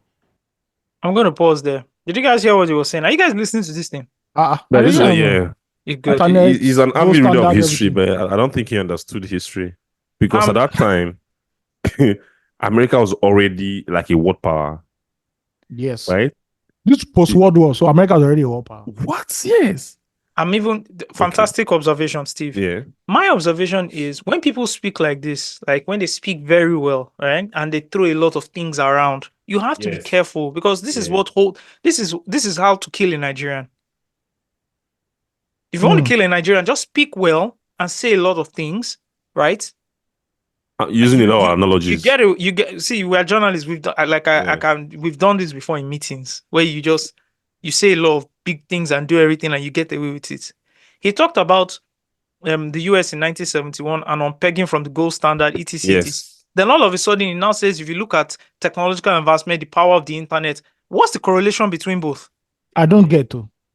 Should I take it back a bit? We understand. So was it Nixon that created the internet, or was it Nixon? I'm trying to understand Microsoft? how unpegging from the gold standard, which he talked about, the dollar, to technology, to the rise of internet, to the rise of what is the correlation there? What are you saying? There's a huge gap in that leap he made. Huge gap. And you then say, 20 years later. What are you saying from 1971 to 1991? What are you talking about there? What's the correlation between unpegging from a standard and then the rise of technology? Also, how does it? And he said it was Reagan that unpegged it. No, was it Reagan on? Okay, he said Nixon. Nixon. Okay. Do you understand? Let's keep going. You will realize that was the single unlock for an extremely deflationary trend that meant that productivity ballooned. And today, the America of today versus the America of 1971 is far from the same. It's probably been the longest run of 50 years of prosperity. And that was just 50 years ago. I feel like we're in a 1971 moment in Nigeria. Wow. Cut it out, man. Just cut this shit out. Stop. Like, come on, man. Come on. Come on. Are we just going to let these guys just say it? I also understand. Does he really believe in what he's saying, or is he reading his since like World War II, the US has been a dominant world power. Are we going to just let him just say this on national TV and get That's away? my point. Like, and sometimes too, as that's why I believe that fact checking should be live on TV so that people can all come here. Sorry right? to add, this like the show host is one of the most useless show hosts I've seen. As a person, I don't know him. I don't even know who the name is. Okay, this guy just let him run through him. Okay. Like the guy was both. He didn't have any. He didn't have pushback. anything. He doesn't. pushback. And he's not aware. He wasn't equipped enough. Yeah, he wasn't Yeah. aware enough. Yeah, he wasn't aware enough. But sometimes also it's more than even the presenter. The presenter is only there the just producer. Yeah, he's the producer. he's the producer of the show who's Yeah. going to be like back There should be end, telly- making you sure should have everything. like a what they call monitor. A monitor in the ear, so that's to give you repeaters and stuff like that. So we need that. So when people come on huge platforms like this, they don't get away with things like this. They just get away with talking anyhow. Yeah. Two big shifts. First of all, our currency is cheaper. We're one of the cheapest currencies in the world for the first time. And a lot of young people may not understand the significance. But the truth is, prior to now, what we called prosperity was really just us, fueling incredible amounts of debt and cheating our children, right? Because Let me hold it there. Let me just hold it there and read something to you guys. This is from Creamchick11. She is an entrepreneur, and just talking about where he talked about the currency being the cheapest. Let me just pull that up real quick because she actually addressed that, and I want to read her own tweet instead of just replying for myself. I'm just tired of people just saying nonsense. I'm tired. Peddling false narratives up and down. I'm honestly, I'm tired. I'll pull up a tweet now. I'll pull it up. For me, it's okay to come to say, "Oh, I support the initiative of the government. I'm optimistic about it." Like it's a very, of course, you are allowed to have that opinion, right? Yeah, but don't lack. But when you come and start insinuating that Nigerians have been spoiled, Nigerians have had it easy, it reeks of like sheer wickedness. Like it's. I don't have any word to consideration even describe it. Like it's selfish, it's stupid, and it's tone deaf. Like you can't say that. Talking about how Nigerians have wasted electricity, bro. Since 1960, we've not got into electricity. All right. Please go. She says our currency is the cheapest. Well, our cost of production is one of the highest. Our interest rates are one of the highest. Our cost of importation of raw materials and equipment for production is one of the highest. Our ease of doing business and economic mobility is one of the lowest. Our internal security is one of the poorest. How do you think with all these things our export can compete globally? I hate it when people talk out of their depth. It's okay to say you don't fully understand. That's my response. And then Hosa Omogui, I don't know if you know him, he's a serial investor. You understand, he's a VC. He tweets, a company I know just offered a secured business bank loan at 40% APR. Meanwhile, the price volatility of the inputs is beyond comprehension. I am still trying to calculate what kind of gross margins are necessary to make the business sustainable. Every day in our war. Yeah. Every day in our waiting. Now war. Currency is still the cheapest. 40% APR, annual percentage rate, 40%. That's where we are. And then you're saying it's a good thing. Our currency is the cheapest. Like as if we don't import 99% of what we consume. What was the second the argument after is oil? that the argument is that the cheap currency is an opportunity to drive the labor.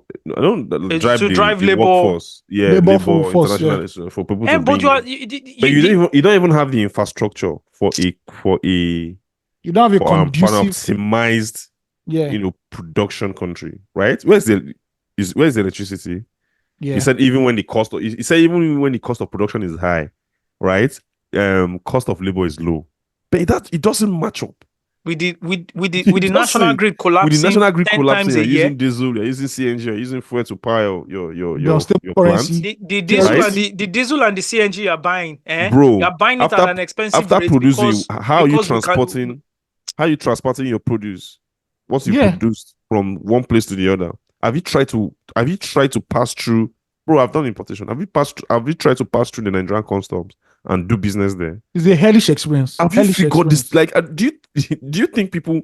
There's no ease of doing business. People are just lazy. They don't want to work, and that's why they are complaining. It's just insane. People are every day out there battling the inconsistency. Nigerians are some of the most hardworking people. What? I know. You can't accuse Nigerians of being lazy. In fact, you can't accuse Nigeria is Nigerians so of being lazy. hardworking. Nigerians have gone through the weirdest and the strangest routes to just be successful. Bro. Do you understand? Like expending physical energy it's like the vulcanizer that fixes your tire. There's a simple machine to be able to remove the metal from the rim from that tire. Look at the energy. Look at the energy they spend into doing it. That could have been used into something else because that's what you're saying, because the labor is cheap. That's what you are taking up as an advantage. But the machine that he's meant to use, right, is so expensive because it's imported and it's priced in dollars. He can't afford to buy it. Let's keep going. Let's listen to Mr. Yin. Because we're living in an unsustainable economy, an economy where, 10 years ago, or maybe more like 15 years ago. He first said 10, then he figured, 10 is still APC Buhari era. Let me push it a big back. Yeah. Where, it doesn't cover APC anymore. An entry-level employee of a bank could book a ticket to Paris. That is unsustainable, right? Are you kidding me? But please, I want to understand. Is that, first of all, in other developed nations, isn't that possible? Maybe he was on a flight and he saw an entry-level person and he got annoyed. Wait, the America that you cited in the example, are you telling me that American entry-level banker cannot travel to Paris right now? No, that's what he's saying. Yeah. Come on now, this guy he's beginning to sound like all those. It's like the other guys that gaslight you. It's the same thing. It's the same slave master elites. There's some elites that keep quiet and enjoy their privilege. He is sounding like a slave master elite that know how dare these people be. No, I think the point here is that the Nigerian middle class and the upper class has lived on the existence of, has lived on historical cheap dollar, which is, you can't argue against that, right? Cheap dollar, cheap energy, low taxes, because this was funded by the oil. You can't argue against this. But the point you are missing here is that what's the percentage of your middle class since 1960? In 6-7 decades, since 7 decades, we've only had 2 decades of improvements in our middle class. So a country that historically have had more, less people in the middle class, lesser people in the upper class, and more people in the lower class, you are telling them that they miss points.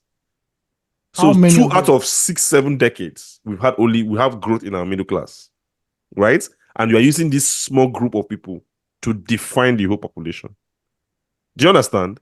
Mm-hmm. What had even made life even bearable before for Nigeria was the middle class, the worth of the middle class, which kind of fell down into the other classes, right? Yeah. Because of black taxes and the spending power of the middle class, right? Because the upper class are kind of really out of the system. They don't even affect much, right? Now everything is gone, but you are blaming a small subset of the population on. You're not talking about the wanton corruption that has overtaken the government since 1960. No, government. You didn't inside this whole breakdown. There was no mention of it. The unnecessary expenditure by government officials. No, thank you. You've not inside this whole breakdown. You were not sincere enough with yourself to. It's always the people. It's always the people. Yeah. Do you understand? Let's keep going. Right, an economy where we weren't paying the full price of energy, right, and government was taking our oil wealth and subsidizing essentially consumption. Why do you think government was taking the oil wealth and subsidizing consumption?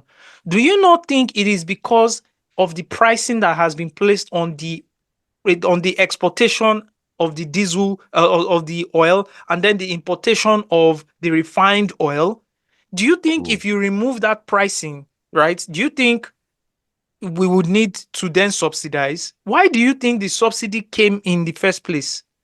I'm trying, it's almost like, and the problem here is that he doesn't even believe he's saying. It's just ingenuine. That's the problem. It's ingenuine. He might also believe it. He does not believe it. He was born and brought up in Lagos. He doesn't have the full context of this country. No, Steve. He does not. I don't like untruthful people. Just because you are trying to prove a point. It's unfair. Young people don't understand. What are you trying to prove? We have created this economic, we have built an economy or we are rebuilding an economy on fundamentals. First of all, now our currency is cheap, which means our labor is actually more priced everywhere in the world, right? The minimum wage today is about $40. And minimum wage is $40. And he's proud to say that. Right? A month, right? Which means that there are a lot of jobs that our young people before would have considered not worth their time, that today, especially in the digital economy, are now finally worth their time. Okay. And I know a lot of smarter entrepreneurs will take advantage of it. Well, it won't be 70,000 monthly. No, it won't be. No, but it will now. If the let's keep it a buck. We keep doing this. Oh, private people don't pay 70K. What is the private sector in the grand scheme of things compared to like the everyday Nigerian? If everybody had access to job now, the minimum wage is 70,000 naira. That's the least. Yeah, that's the least they could pay. Yeah. It wouldn't be more than that, right? But the idea is that's a benchmark. Yeah. And think about exports as well. Now our exports are some of the cheapest in the world. Now it actually makes sense to produce in Nigeria, even with the high cost of energy, because labor is fairly cheap, right? That's true. With energy costs, we are finally getting rid of a subsidy regime, which means Nigerians have been extremely wasteful when it comes to their energy usage. I see why you said that your views may not be popular. They are not popular. We're a wasteful country. Look at this host. Look at this host laughing. Adjusting his freaking bow tie and laughing. Bro, since 1960, Nigeria maintained an 80 to 70% of people living without electricity till 2000s. My God. So you have 80% of a population without electricity, and you are telling them that they're wasting it. My God. This is the Lagos mindset. This is someone in Lagos just assuming that everybody was living like him. Do you understand what I'm saying? Like, it's tone deaf. I'm looking at isolated energy privilege. Energy coverage increased from 1999, where it went from 70%, it went to 50, it went to the people living without electricity, it went from 70 to 60 to 70, decreased, now it's about 45. So you still have about 45%. Almost half of the country. Almost half of the country not having access to electricity. And you say historically, Nigerians have wasted energy. The energy that is not there. The energy that is not there. The energy that is not there. I don't understand. The energy that people are using generators, inverters. But we have been wasteful. And solar panel. I don't understand. Like, where has he been living in Nigeria? With us. I'm saying, bro. In Delta State. People wasting electricity. Bro, I grew up in a place where they do 2 days on, 1 day off. They're off. Who doesn't? Even in Lagos, this so-called Lagos Center of Excellence. And those 2 days, those 2 days where you're supposed to get light, you don't go get out. Oh no, you know they get them full now. Why you won't get them full? You know what? This guy has been isolated in his privilege and has created an alternative reality where he thinks what is in his head is actually fact. Let's keep going. The lights, people drive SUVs like as if it's pure water. The minister said this and he got into trouble. Well, I'm not the minister, so I can say this very, very boldly. So we're a wasteful society, and now we are learning economics. And it's painful. Learning economics is not easy. I have now apps in my house that are turning off my lights. I'm watching it. I'm watching my bill per second on my phone. Right? I'm thinking about changing my cars now. The guy is tone deaf, honestly. I don't believe this is a propaganda. We are changing your cars now. Why do you think Nigerians loved Toyota and Honda? Fuel consumption. The low rate of fuel consumption. I don't understand. Why do you think Nigeria, like historically, what do you think drove the law for Nigeria? You know what he's doing? He's actually gaslighting the remainder of the middle class and exactly his elitist friends. Yes, exactly. Yeah. He's gaslighting them. He's gaslighting them. Yeah, he's telling them, the flower shop this is a country that 95% of your car imports are all used cars. He said Nigerians are driving SUVs that are pure water. That's what he said. Yeah, he's tone deaf. No, you know why? He's actually tone deaf. When he goes to Lekki, he sees the SUVs. And he thinks Lekki is a portrait of Nigeria. Yeah, and the agenda now is that you guys shouldn't drive. You guys should be... You know what? There are more videos. I'm not going to play anything because it's I see that... It doesn't make sense. It doesn't make sense. It doesn't make sense. Let's move on. Let's move on. Make sense. Yeah, this the overarching point is that, we spoiled on cheap dollar. I want you to ask yourself, why was this system allowed to continue for a long time? Yes. It was because they themselves were making money. We saw how a popular Nigerian businessman we spoke about last week was dollar tripping. Basically dollar tripping. And the reason why he was able to do that was because he was able to do it with people in power. Of course. You are not calling out the people. You're not calling out the major class of people who has the man basically was dollar tripping. You are going on Twitter. You are going on buying dollar at 200 Nigerians and coming back to sell it at 400 in the market. At 400 in the market. Yeah, 100%. But guess what? You are blaming an entry level bank worker. Yeah, who saved enough money to go to Europe. That he has any money to use his money to go to Europe. Even the dollar tripping, my guys, who felt the brunt of it? Today, our cards are useless. They're just plastic. It's just plastic in our police. You can't do any dollar transaction with your card. No. Anyways, I'm just going to read a tweet that Laulu, aka Mr. Oyedele on Twitter said. He said, who's Laulu? Same Laulu. What's the name of my Open Africa podcast? Open Africa podcast. Okay, shout out to Laulu of Open Africa podcast. You guys should actually listen to it. If you want stories on the tech scene in Nigeria and in Africa, that's a good podcast to listen to. He says, there's no collective I dislike more than Nigerian elites. 100%. Total waste men with zero vision or bias for progress.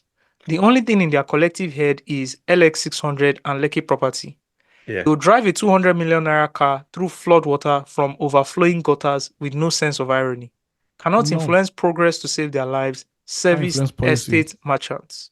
Yeah. That's what they are. I agree. You can't be elite. You can't be elite if you cannot influence policy. That's what they are.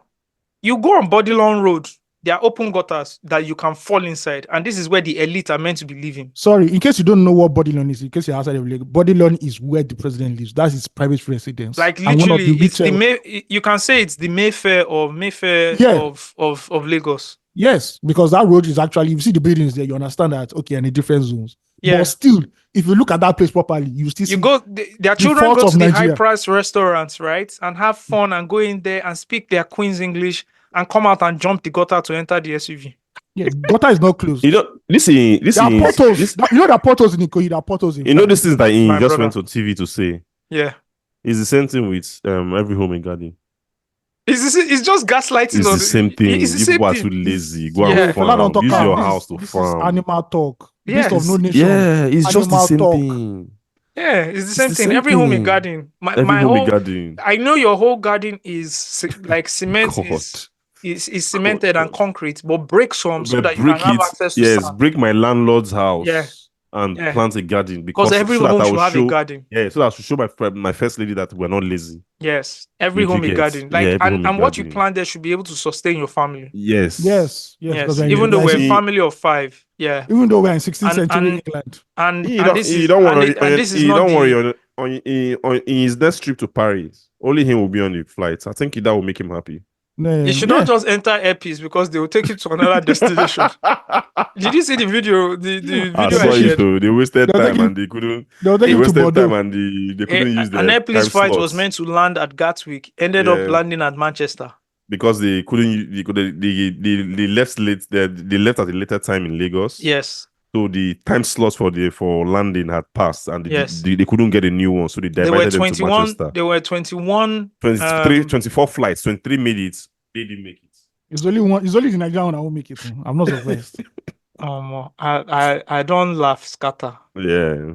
I don't laugh scatter because what do you want to say? What else do you? Let me play that video because it's interesting. It was hilarious, and the person I experienced Air Peace to London via my younger sister when she was traveling. So we went to the airport together. I saw the whole chaos. I'm like, okay, I'm never doing this. I can never Air Peace. It's not even possible as an international flight. I'm never doing this. The lowest I've gone is Royal Air Maroc, and you suffered. Funny enough, the funny thing. I was talking to a Moroccan who lives in Amsterdam, right? Yeah. And we're talking. He was saying, there are like 6 flights that end up in Morocco. He was talking about some business investments in Morocco. Yeah. So EasyJet, a couple of them, and I mentioned Air Maroc, and it was like the way he looked at me, and it was like he can never enter.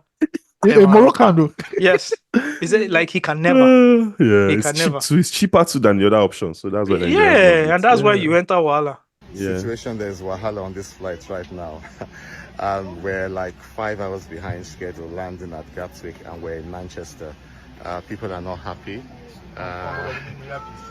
People are not happy. We're just stuck. The official report is that weather was a determining factor in diverting us to Manchester.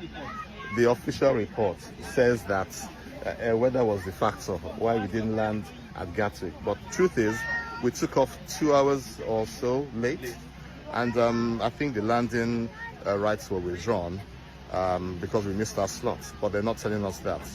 Now, to get the weather report from them, they're not even giving us that. We'll probably leave here by about 12. The flight from Gatwick back to Lagos is meant to be like an hour or two ago, and they're stranded there waiting for their flight. So that's Air Peace live now. So even those ones that are at Gatwick hoping to come get back to Oh, well, that's the you know Air who Peace posted is- this video? Oh. A pro APC pro Southwesterner. You understand? Because this is Oh. Okay, Air okay, Peace and okay. it's- bro, anything that goes on social media now is It's agenda agenda. filled. There's Yeah. You nobody have in the to center look at it well. Yeah. Yeah. just being critical of left and right. Everything Yeah. now is agenda. I saw a news report. I saw a report of a ritualist that was caught in Oyo, one of these southwestern states. Yeah. So I was clicking it, like curious to know about the story. Oh, and I saw the person that tweeted it. I closed the tweet instantly and moved on. Like he was the person didn't post it as a news story. The person posted it as an agenda. Yoruba Yes. Agenda. ritualist. There's one guy, one popular Igbo boy. Yeah. I don't know what Yeah. He started the posts whole thing. everything he posts. Everything he is posts about. So I didn't look at the Southwesterner, yeah. tweets. I didn't look at the tweets. I didn't look at the person that tweeted it. I was just looking at the story. I was just curious, like, what happened?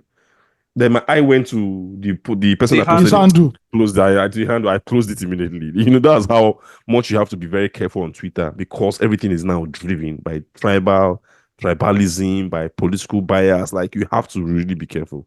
Yeah. Absolutely. All right, let's get into something okay, let's talk about, since we're talking about politics, let's just touch on Lasisi. Lasisi Eleno had a joke. Yeah. Where he talked about in land where, yeah. He talked about Where- missing. So I was disgusted by it. I think the guy was irritated by it. Oh, I didn't see it. But it So was it's a joke. now. You know that It's a joke where- because a joke didn't work does not mean you push. If it was really funny, you guys would have laughed. Okay, It You guys wasn't have funny laughed now. at. You guys have tell laughed us at about this. the joke. Who wants to Okay, tell us about the joke? the So joke. you know when comedians do that whole fake Instagram DM thing when they send a voice note to a popular celebrity, right? Yeah. So Lasisi actually did one where he acted as if he was talking to Buhari, and he started off by saying, blah blah blah. Then he said, "I miss you a lot because what has happened in the country the last 18 Yeah, months." then the Pendergrass. Yeah. Yeah. For me, why that didn't land with me was because it might start as a joke, but you know how Nigerians have short-term memory, where they now be saying, Buhari was a good president. And I was like, no, I can't stand that one. We can whitewash any other leader in this country, but whitewashing Buhari's achievements or lack of achievements should not be tolerated in any form. And I guess other people felt that same way and just told him to fuck out of here. Yeah. Yeah, it didn't land well. But I don't even think I don't think you can whitewash Buhari's achievement. I think he's still the cornerstone of like where Nigeria is as a country. Oh, in this last Mentioned it yes. before. Last Yeah. 8 years or last is from his time as a military president. No, let's even leave down. Let's look at Okay, the okay. second rodeo, right? No. short. He came and killed everything. Yeah, A I don't decade. think you can. You know how they tried to whitewash Abacha a couple of times? Oh, Yeah. Abacha was like hardcore. He knew what he wanted, and all that. They do it. People come and shut them down. I don't Yeah. even think you can whitewash Buhari because he was just useless from start to finish. Finish. Like, what do you want to whitewash? What do you want to say? Yeah, it's true. Then that reminds me, I wanted to ask about if you people, I don't know, because I've not read about it enough. I'm not knowledgeable about it enough, but there's this, although it's David doing it too, that also like there's also like be driving this point about the IMF and the agenda. The IMF the IMF came up to say Nigeria should be on this path for the next 15 years. Blah Yeah. blah blah blah blah. And there's this conspiracy theory. I saw this video of a financial activist talking about how the IMF purposely goes to like African countries and destabilize them with policies so Yeah, that resources it's a will be popular cheap, so theory. that the currency will be cheap, so that the resources there will be cheap, and blah blah blah blah blah. And to be very honest, I don't know what to believe anymore. I don't know if I've always said that thing for a long time, for the longest for a long time. since I don't know if secondary school. there's a case of when there's a smoke, there's a fire, case, stuff like even that. fella used to talk about it, that the IMF is just one of those instruments that's true. Like the white people to just hold back third world countries. Yeah. And their policies are always very unpopular. Always very unpopular. Very. Although you won't blame them too, because the government keeps coming to borrow from them. Yes. too. We're about to borrow so 500 billion. Bro, let's not even act like mining oil in Nigeria and exporting it, right, to refine in another country and importing it in various forms is not the start of this whole thing. I don't understand why people cannot sit down and just be talking. And you know what? The people. I've never bro. I don't know what a refinery looks like. I'm just a young person. Do you understand? Trying to survive and earn money. That's it. Do you understand? I've never stolen. I've never done anything. And I'm taxed.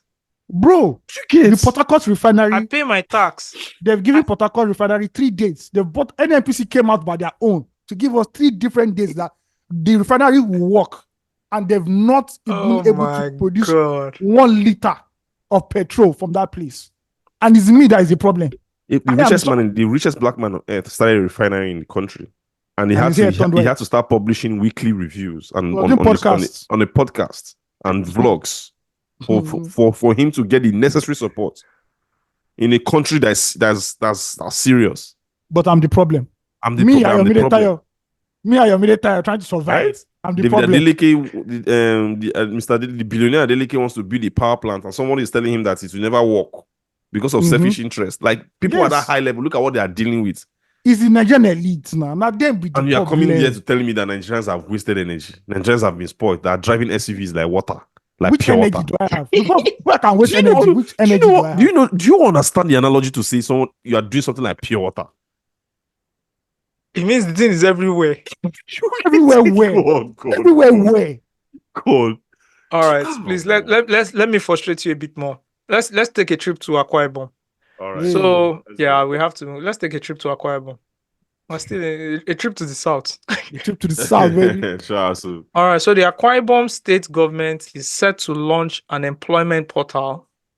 Right? Arise Youth Employment Portal. Your future starts now. Empower yourself.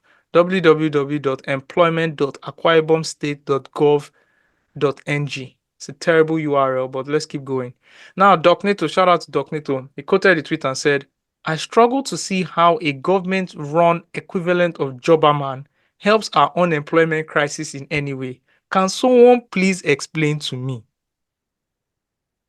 If you ask me, now who I go ask? I don't know. I really don't know.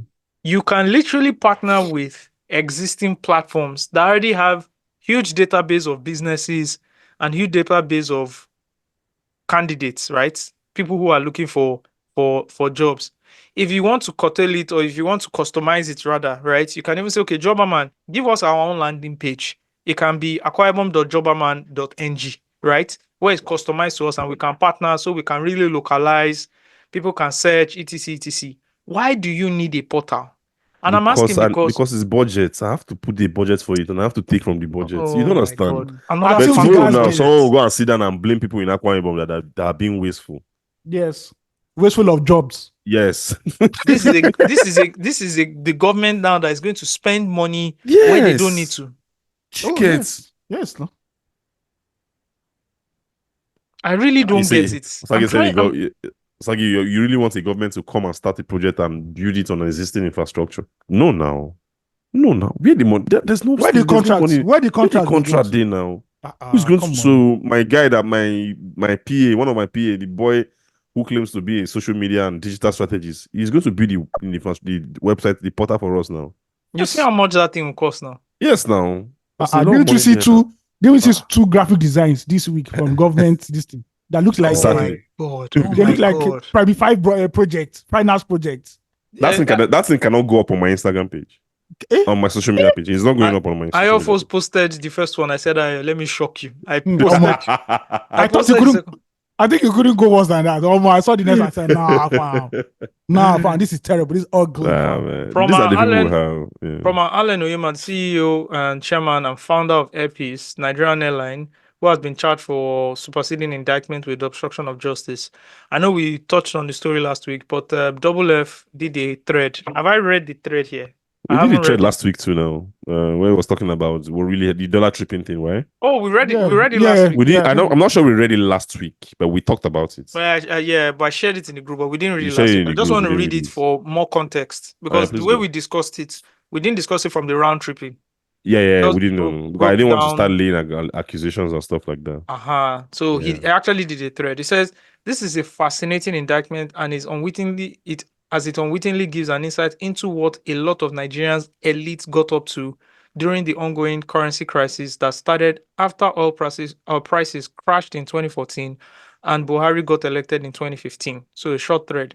The indictment comes at it from the point of view of Onyeama using the US banking system to commit fraud. And that's all fine and true.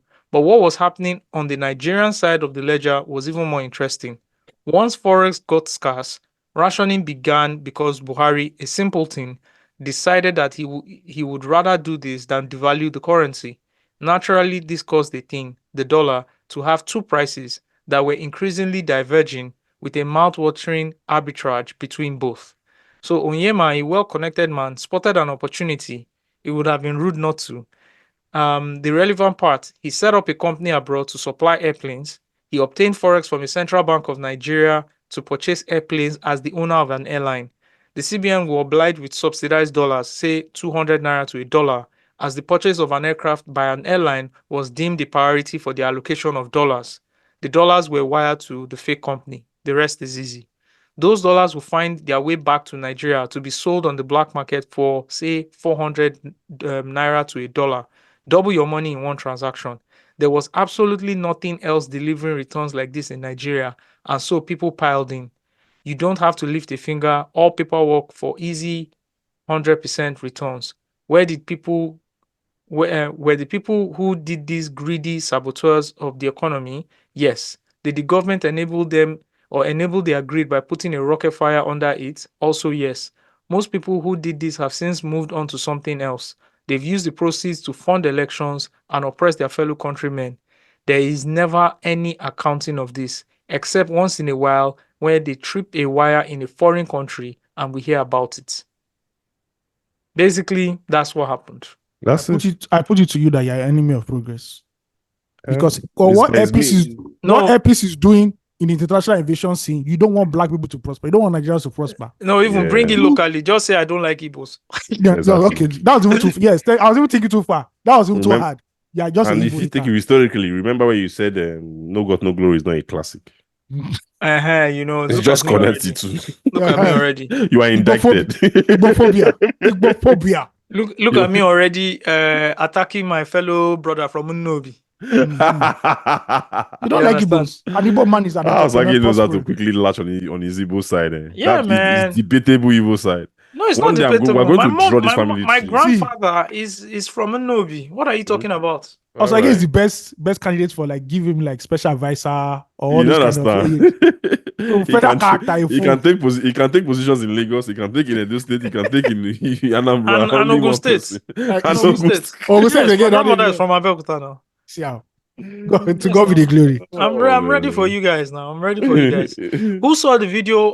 Koza, the church of I don't know. We discussed it last week now. We discussed it. There's something Nathan John quoted. He said the Nigerian elite. We've talked about the Nigerian elite a lot. He says the Nigerian elite, from its political class to its clergy class, have no regard for a mostly docile populace. Because in one of the poorest countries in the world, they feel safe enough to stand on podiums and receive applause. When Nigerians are ready, all this shit. Everybody will know. It will stop. Yeah. That's why I love my country, France. You don't do this shit in France, man. That's why they slap their prime minister in public. I think if anybody goes on air and be critical of Nigerian citizens, of Nigerian populace, of this, of being docile, yes, it's understandable. Yes. Not of being wasteful and being spoiled. Yes. So to me, the sin of the Nigerian populace is ignorance and inaction. Is ignorance, and inaction. Yeah. That is their own. But say they are They are wasteful. From which Yeah. resources? Resources don't That, just that wasteful thing is complete BS. don't- Yeah, it's completely. It's Young people will completely not BS. understand. I think- And you can only say Particularly- things like this because you know people are not going to stone you. Yeah, it's I true. think- people are not going to, like, call you There's no out. consequence. Yeah. Yeah, it's Yeah. true. There's no consequence. recourse. There's no Yeah. recourse. Who watched this news clip of these ladies on news presenters and co-hosts on News Central talking about the Nigerian economy? Yeah, and it the got one so that worked heated out. She to now the worked point out. where Yeah. she walked out. Yeah. Because it got very emotional. And even me, I Yeah. even got emotional He about hit it. you. Because He hit you. yeah, As because she young was people, being it's very tough. genuine and Yeah. honest, about it. And as usual, young David people, it's Odenyi tough. had something to say about it. So let me just Yeah. quickly read. He quoted the video and said, "The thing that tires me the most about talking to Nigerians is that no matter how bitterly they complain about how much they suffer, they don't really mean it. Nigeria is a country of people who have the emotional depth of a teacup. Their feelings are shallow and their memories are short. They may say something and feel it in a moment, but 5 minutes later, they will forget. Anyone who is linked to or in favor of the Tinubu government should be physically afraid for their lives by now. If Nigerians actually believed any of the anger and frustration they express on the internet every day. But these people are walking in the streets just fine, and they will continue to do so because Nigerians are not people who even take themselves seriously. Nigerians are people who feel nothing and believe in absolutely nothing, including the Abrahamic religions and African traditional practices they carry on their heads.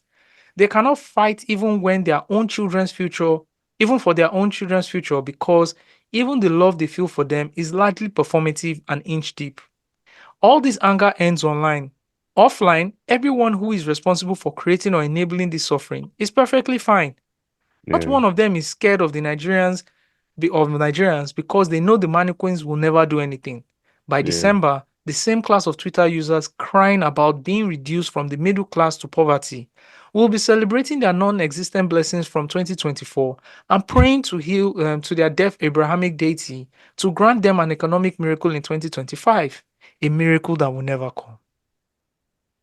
You gotta give it. I mean, that's his own position, and he's right to have that position. But I also think there's also like a positive connotation to that attitude from Nigeria, having like a positive outlook to life, having the enthusiasm to always, wake up every day with purpose, even amidst the whole chaos, right? And it also religion plays a part of it. Like Hallelujah Challenge is going on now, which I watch every day now. Wait, what's going on now? Hallelujah Challenge, and you see how people are enthusiastic and did Nathan Malabati just tweet Jesus again with a picture? Like he did one time. I think there was like some crisis going on, and he just posted a picture and just said Jesus. Like as if posting the thing would just stop everything that was going on, and everybody would just calm down. I don't think it was. I think it was just expressing the frustration. Bro, let me tell you something. I fell off my chair when I saw that shit. It was so fucking funny. Do you understand? Like everybody has their own methods. He just posted Jesus. Madness. So religion also plays a part of it. So you can't. I understand his frustration. I also understand how resilient we can be, how hopeful we can be, which is also a positive. So there are two sides to it. There's a negative aspect to it. There's a positive aspect to it. And I think the negative aspect to it is that we do not dare to question people in power and say, why is this? Yeah, the authority. Why is my life? We rather take that pain.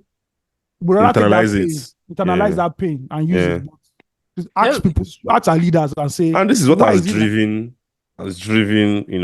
everything in this country, from jackpot to like crime to selfishness to greed at all levels of lack of morals in the country, the lack of morals, and the lack of consequence, and the lack of consequence. So this, bro, it is what it is.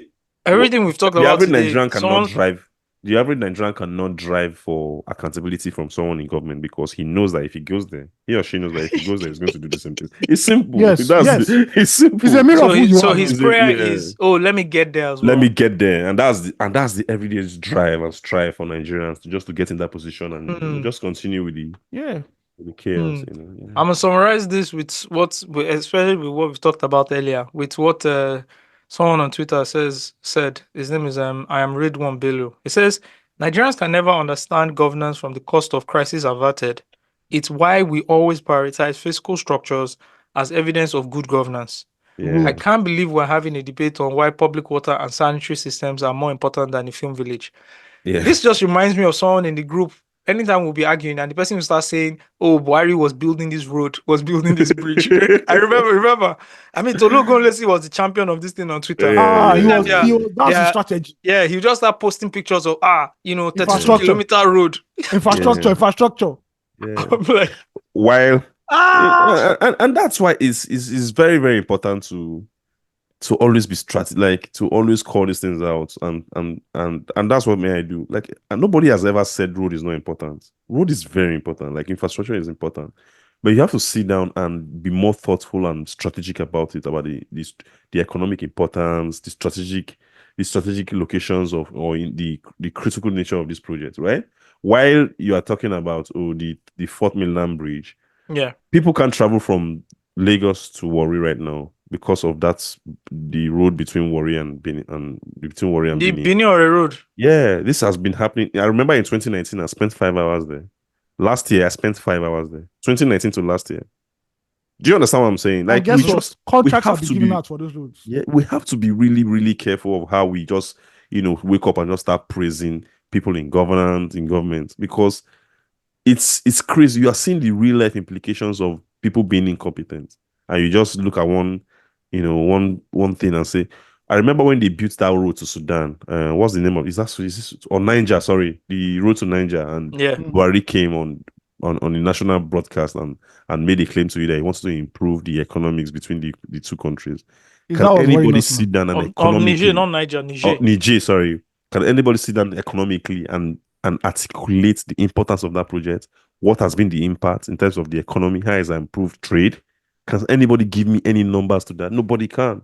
And that is the idea. That's how people the idea behind initiatives in government. And that's why we're not going anywhere. That guy was just clueless, man. Just clueless. I saw these very interesting statistics, right? Which I wasn't shocked, but it was it just further validated how I think some tech platforms are very efficient, right? So we hear the likes of like the Paystacks and co, who have done a lot for merchants, right? Pre-Flutterwave and Paystack, man, for a merchant to have a payment gateway, it was close to being impossible. Like, for a regular, when I mean a merchant, I don't mean like a big business.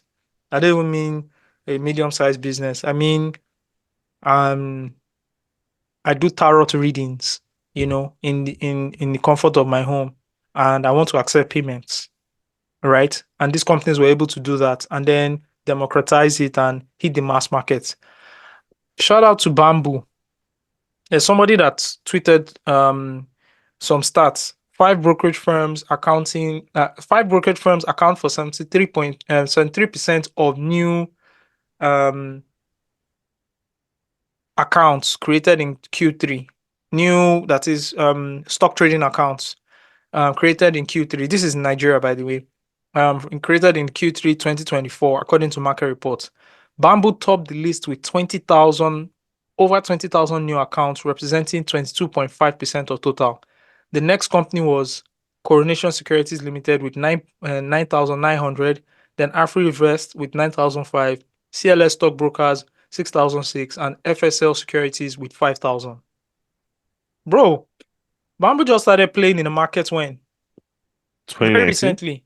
No, not even 2019, because they weren't doing local stocks. Okay, they only do for local stock. Yeah, it was Shaka that was doing foreign and local stocks. They just came in the market when, I don't know, like less than, I'll say like a year. That's true. And then someone, a guy called Rufi Baba quoted the tweet and said, Bamboo outperforming traditional stockbrokers is quite remarkable, especially considering they only started offering domestic stocks this year. Wow, 2024. That's true. Wow, right? It's still early days, but the data underscores how technology remains the key competitive advantage for anyone looking to focus on retail investors. Yeah. And while many traditional stockbroking firms have tried to embrace digitization, none of them fully unlocked its potential. There are still challenges, particularly in execution, such as issues with account opening process. Yeah. Sometimes a matter of perception. I think matter of perception for me. That's the biggest influence, because my opinion about stockbroking really was influenced by my experience in 2008, like I mentioned before. Yeah. And it wasn't something I never wanted to do because of how hard it was to even sell your stocks when you were ready to. Right? Yeah, like how do you even go your about middleman it? will Yeah. just tell you nobody is buying, and that's Yeah. all the information that you have. It didn't make sense. Do you get? But these platforms came immediately. You can liquidate and move on and stuff like that, and it made it easier. To be very honest, and shout out to them. True. Actually, what your point, aligns with what he says. He says no matter their efforts, Gen Z often view these firms as old-fashioned. Yes. Yeah. Yes. The importance of retail investors in the market cannot be overstated. The collective power of inflows is immense. Global firms like BlackRock and Vanguard reach new heights when they found a way to tap into the retail markets. If you successfully serve retail clients, you're on the right track. However, it requires operating at a relatively low cost. Investment firms won't hire relationship managers or staff just to engage with retail investors whose transaction volumes may not justify the cost. Think of it in terms of like the 80-20 Pareto principle. The ability to serve retail clients cost effectively hinges on technology, specifically robust technology. Once you invest in it, it performs well, you're in a strong position to succeed. Which makes a lot of sense because check it, bro. I don't need, like, if I'm on any of these platforms like Shaka or Bamboo, I don't need a client relationship manager talking to me. You don't need a physical interaction. Do you understand? Everything, all I need to do is I want to buy this stock, I want to buy Microsoft. I go there, I purchase, I move. If I want to sell, I can sell. It sends my money to my account. I can then move my money from my from the wallet to outside account to your bank account and stuff like that. Yeah. Simple. You don't need any relationship manager, etc. etc. Yeah. So, and that's why you have to invest a lot in the product, in technology, in the product, so that it has to work seamless. Yeah, it has to work seamless. Like adoption, customer adoption is like in terms of when you're building a product, like how easy it is for people to use it is like one of the best things for me. Like I'll tell you for a fact, that's why a lot of products fail. Yeah, I don't need to, like, if I want to use your product and I need to like speak with someone, it puts me off. I want to like interact with that product digitally and seamlessly and move on. I don't want anybody. If I have any question, I want to go to your FAQ place and type an FAQ and see detailed. Which platform was I using? I can't remember. Yesterday, I just went to the FAQ, just typed in something, I just saw it and I cleared it and I started using it. Like it was so seamless for me and I loved it. So that onboarding process is very, very important for every product. Yeah, it is. It is. So shout out to shout out to them. And there's this significant event that happened with Robinhood. Do you remember when people speculated on social media platforms? Have you forgotten that story? I remember now. You remember? Yeah, Wall Street bets. Exactly. Robinhood, yeah, all that is happening. All that is happening. All right. And talking about onboarding, shout out to Binance, because I remember 2020 every day going to the Binance Academy materials and just reading about crypto. Like, just shout out to Binance, man. Like the information, the contents, like the content marketing behind the adoption of crypto, even like coming to like trading of crypto was really, really good. And that's like a perfect example of having a fantastic product that people can use. Yeah. Talking about fantastic products, Elon Musk, who's very busy with the US elections now. He's the campaign manager, road manager. Let's even touch. I don't want to touch on that. I want to touch on people getting mad at Elon using his platform to push. His platform. The Republican Jack used his platform to push Democratic candidates in 2016. See, why do I don't understand? So I think it happens because social media is still relatively new, especially when it comes to elections compared to. This is not what's happening. Let me tell you what's happening. Let me explain to you what's happening. Is this thing still says once you are tied to an ideology, you see the ideology as the only thing that is normal, and then you see every other thing as abnormal. Exactly. Well, that's why I block him, but unfortunately, I don't have a problem with Elon Musk. And you were the one that caused it. Because you people have blocked him too much. That's why he said, now, you know what? He told his engineers that even if they block me, they must see Let them see my tweet. Anyways, I don't understand. He's changing the block feature. He's changing the block feature. People you have blocked will be able to see your tweets, but they cannot engage. Elon Musk is planning to make a change to how the block function works, breaking out the established standards of other social media apps. Now, when the policies around blocking change, people who have been blocked by someone will be able to see the person's posts so long as they are public, they just won't be able to like, repost, or reply to these posts. So if I block somebody, I can still see their tweets, right? Yep. No, that ain't fair. Because if you block someone, you can always still see the person's tweet. That happens now. If I block you now, I can still go and say, no, when I go to your page, no, it doesn't appear on my timeline. Okay, no, if you go to the person's profile, you can click view tweets. Thank you. And that's a deliberate attempt of going to someone's profile. But I don't want to see on my timeline. You need somebody retweets it. Right? No, you won't see the person. Okay. But now what he's saying is that if I block see everything, you, my brother. Yeah. You will see everything. You will see my tweet. Me and ex go some cut because I have blocks of good people, enough people. Please, I don't want to see their tweets. But okay, he's also saying people who have been blocked by someone will be able to see your post. But you that blocked, would you be able to see the person's post or not? He didn't answer that. Do you understand? Because that's a bit different. If I block you now, will I still see your post? Yes, no. No, I know the person can see mine, but will I still see yours? Okay, if you're the one that carried the blocking and me, yes. We'll know on day one. We'll know. We'll know. So I think what will happen is a lot of people... I shall know that Elon Musk wants everybody to see his tweets. Oh, it's obvious. Yes. It's now 16 days. It's critical. See my tweet, I beg. Oh, it's 16 days. He must deliver. He must deliver his polling unit. Yeah. No, but has he launched it? I saw the pop-up notification. I think I saw it some 2 days ago. They told me that blocking features will soon change. Yes, I saw it too. I saw it on my phone, or the laptop. Yeah, I saw it as well. Interesting. All right. But what do the app stores have to say about this? Is there any rule? There's a rumor that there's a rumor now. I think Apple, they've not been in any official position, but they said that feature does not align with Apple iOS, Apple Store and Google Store's requirements. So policies that be taken off the app. But I'm not sure how. A clash of the tech titans now. All right. Yeah. It is a clash. Yeah. Okay. And also in some regions like Europe, I'm not sure that would be allowed or something like that. Europe's tech laws. Europe has tech laws. Europe has very they find anybody. Yeah. Find Google, find Microsoft, find anybody. Let's see how it goes. And as I heard, I was watching a Donald Trump speech earlier yesterday, where I was saying that Tim Cook called him to say that he was fined over $15 billion in Europe. Right, for something, it's like, Tim, I'm not elected yet. Just let me get elected first, and I'll see what I can do. Team, I'm not in power yet. Exactly. I'm not in power yet. If I get there, or when I get there, we talk about it. One tech giant, White House, we talk. One tech giant that wants Donald Trump to win. Oh, the tech giant, the people that own TikTok. Because Donald Trump says he's not chasing TikTok anymore. No. Oh, he's not chasing them, Abi? He's not chasing them anyway. Yeah, I think the last time was his last stance on it. I don't know whether TikTok, American TikTok is dominantly pro right? I've seen some things on my timeline. Trump. Swinging red, man. Who do you think will win this election? It's Trump. It's Trump. It's election. No, Harris might win. You can't say now. Black men don't like Harris now. Let me tell you guys. Black men are a minority in the country now. Yeah, they're fucking expecting Harris to win is thinking very differently of America. America is not like that, bro. Too much.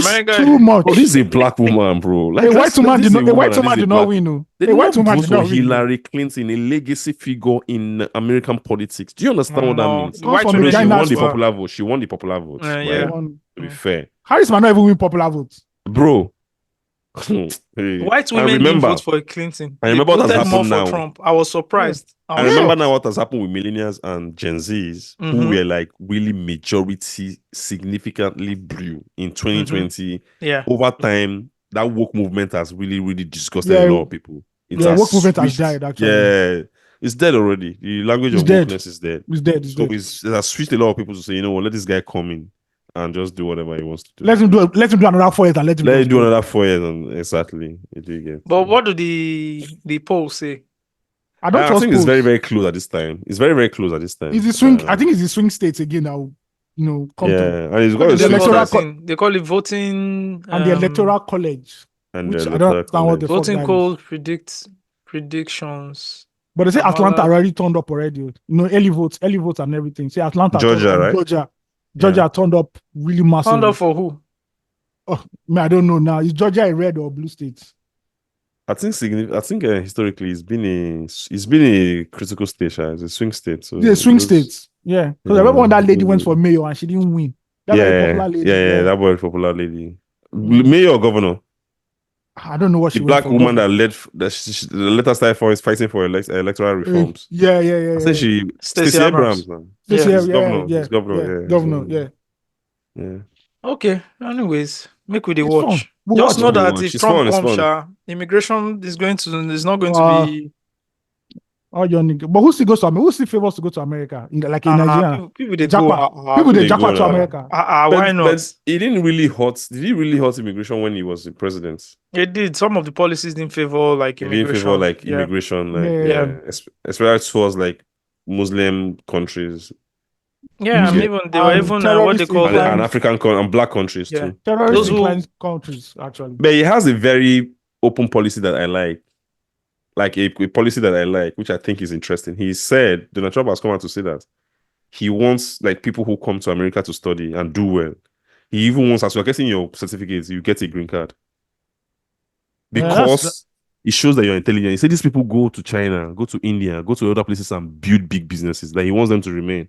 I think he has learned those businesses. I think he has learned. Yeah, so that's a good thing. Keeping intelligent people in your country is also like a good way to really, really empower. Yeah, it's a good thing. Yeah, it's a good thing. So let's wait and see, sir. American politics 48 hours and they don't announce at 4 a.m.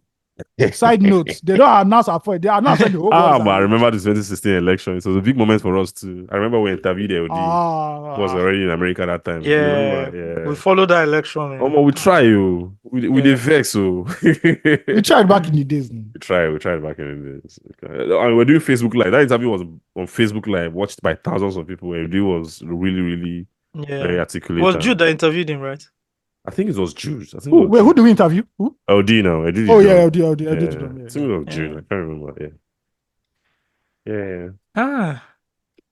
Those days. Anyways, let's get into something more relaxed, which I don't think is relaxing. But Zikoko Mag posted a story. They have a series where they talk about relationships. It's called what's the series called? It is called Love Life. Thank you, Love Life. And every Love Life they post, has a reaction from people on social media who, add Twitter basically. Because Twitter is Twitter. Instagram will probably celebrate these people. Oh, easily, 100%. Instagram is another one. Instagram is Twitter is the place of toxicity that we can't get rid of. Anyways, this headline is Love Life. I am 11 years younger and pregnant at 20. Obina, who's 31. These names, of course, have been changed to hide and protect the identity of these people. And MM20 have been together for over a year. On this week's Love Life, they talk about navigating their age gap, expecting a baby so early in the relationship, and how marriage talks haven't stopped the accusations that he groomed her. 3118. What are your thoughts on these guys? No, 3120. Oh, 3120, my bad. 3120. But I think he met her when she was 18. When I was 18. Yeah. Nobody should be making life-altering decisions at the age of 18, 20. As Steve will always say, always says, nobody should be getting married in their 20s. Nobody. I don't. For men, I can understand. For women, it's a bit different. It's a different. If you want to have children, right? I agree. I'm not saying 20s. I'm saying in your between teens. 18 and 22, 23, live your life. There's so many things. There's so many of yourself to discover, even as a guy, as a girl. Like before signing up with somebody. Before signing up with somebody, like marriage is too like life defining. It's too life defining to just make that decision early, so stuff like that. Imagine who you would have married Osagie at the age of 22. just think and back. You'll be vexing now. You'll most likely be divorced. Yeah, exactly. 22 is crazy. It's crazy now. It's 1 year older than 22. At 22, that's crazy. Nah, it's crazy. Bro, at 29, now. you'll be so sad in your marriage. Yeah, come on now. It's or crazy. you'll be the happiest person ever. You can't Maybe. tell. It's still a You can't gamble, tell. right? It's, It's a yeah, gamble, sha. it's still like it's still a gamble. It's still a gamble anyway. But I hate that feeling of like see, But I that have a growth you principle. want to grow, even if it's the Thank right you. person, that growth you want to That grow. growth you have to How experience easy it. is it? How is it going to Yeah. influence? And me also, I'm of the opinion the way I like living my life is to always take advantage and make good use of this any stage that you are. Right? If you are 20, 21, 22, you are a young person. You need to make young people decisions. Like marriage is an adult decision. Yeah. So that when you are 30, you don't start making 22-year-old decisions.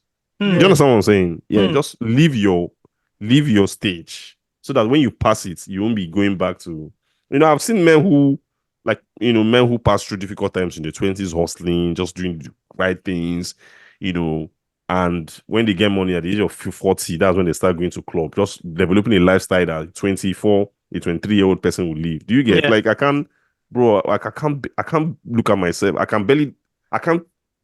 can't cope with the thought of being outside of my house, outside of my comfort zone, maybe on my table, past 9 p.m. Like at 9 p.m., I want to be in my house. Do you get? Because at the stage where I needed to be outside past 9 p.m., I was outside. Yeah. I'm not missing anything. I'm not missing any part of it. Now I have to be inside. I have to be 8 p.m. I have to be with my kids. I want to see them sleep. That's the life I'm living now. So that when they are grown, when my kids are 20, I won't be trying to now be wanting to see my kids sleep at 20 when they are 20. That would be weird and creepy. That would freak you out.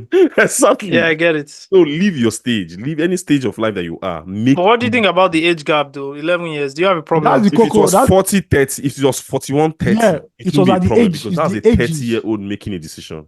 Yeah. If it was 41, 30, do you think there will be outrage? No, there won't No, be. eh? It's There can't not be the age. outrage. The age gap is not the problem here. It's the age of that the particular age of the young- particular the girl. And this girl said she's halting at the education. Do you know how hard it is to be educated in Nigeria? And you have the opportunity that she's in final year. She's stopping her education to be pregnant. She's in final year now. Wow. She's not continuing her schooling just because she's getting married and she's pregnant. So both families are okay with this. You said? Both families are okay with this. Yeah, but both families are okay now. Maybe apparently they have money. I don't know the dynamics Context. of that context. But it's hard, especially a 30-year-old 29. Like, if there's listen, these things are, if there's money and your parents can manage the situations, fine, right? The reason why we always are very, very restrictive of young women is because things can change, alter their future. Like a 17 or 18-year-old getting pregnant can really mess up her whole life. Especially if there's not a lot of support system around her. That's why we really talk about these things, So yeah. And the guy is not helping matters, in the interview. He says that he liked her because he had not figured herself out, unlike girls his age who argued and always competed. Exactly. That was the nuclear code that was imputed. That was the Delta Alpha. Yeah, the Delta Alpha Gamma. So can we launch now? Can we launch? That made his way. Those were the codes that made his way to social media and nuked and the exploded. Whole, yeah, bro. When you are digging a hole for yourself and you can't shut up, you keep digging. Why would you make that comment? Bro, how did you agree to this interview? How did you even agree to this interview in the first place? Then the girl liked him because she was serious about the relationship, unlike guys her age. Guys your age. Bro, this is a cold case example of grooming. There's not. It is.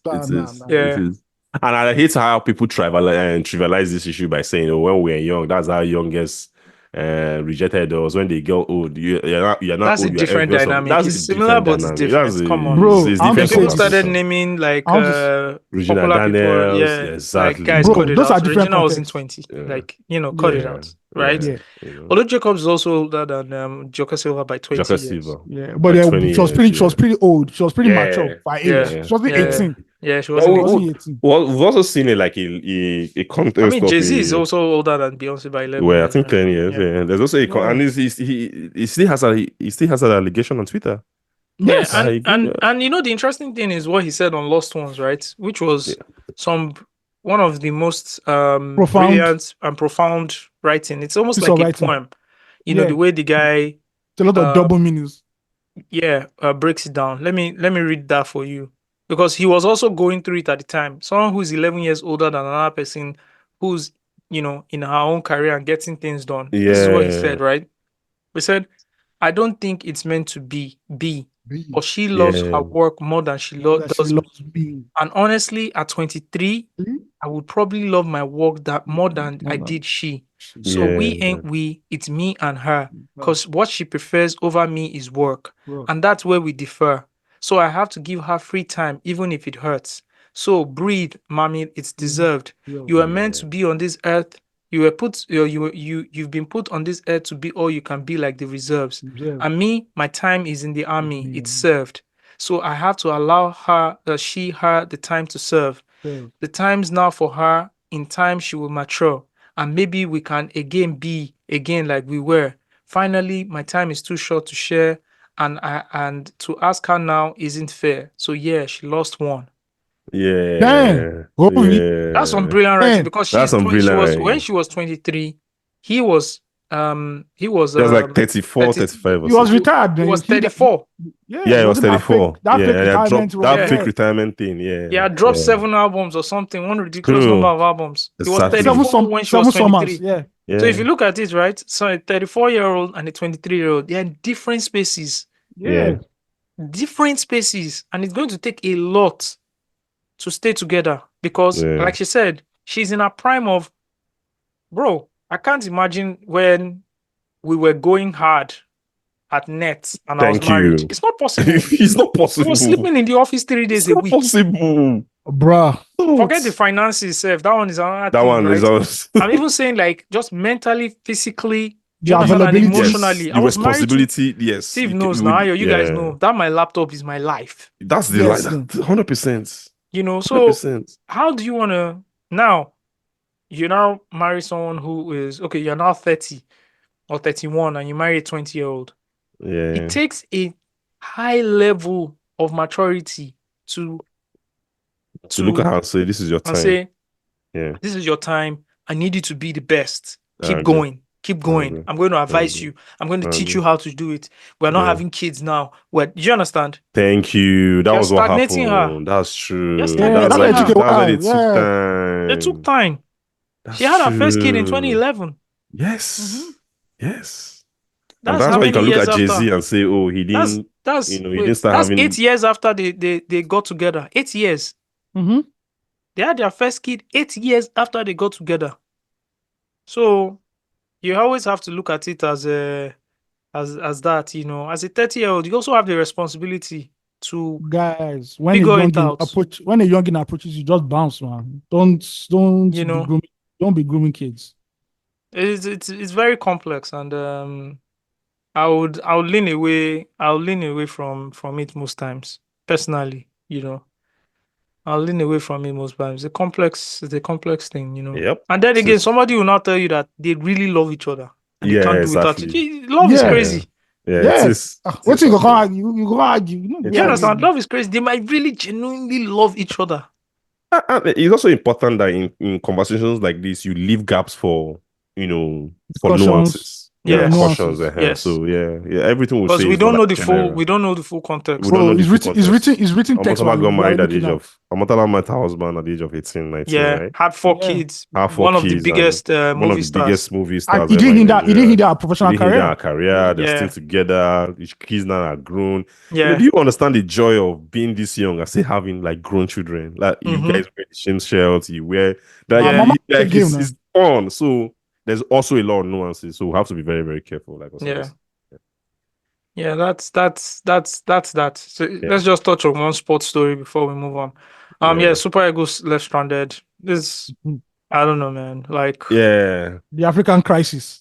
The African crisis is weird, and I don't even know what to say. The Super Eagles went for a game in Libya. A return leg match. A return leg match. We beat them 1-0 in EU. We're supposed to land in the capital city. Tripoli.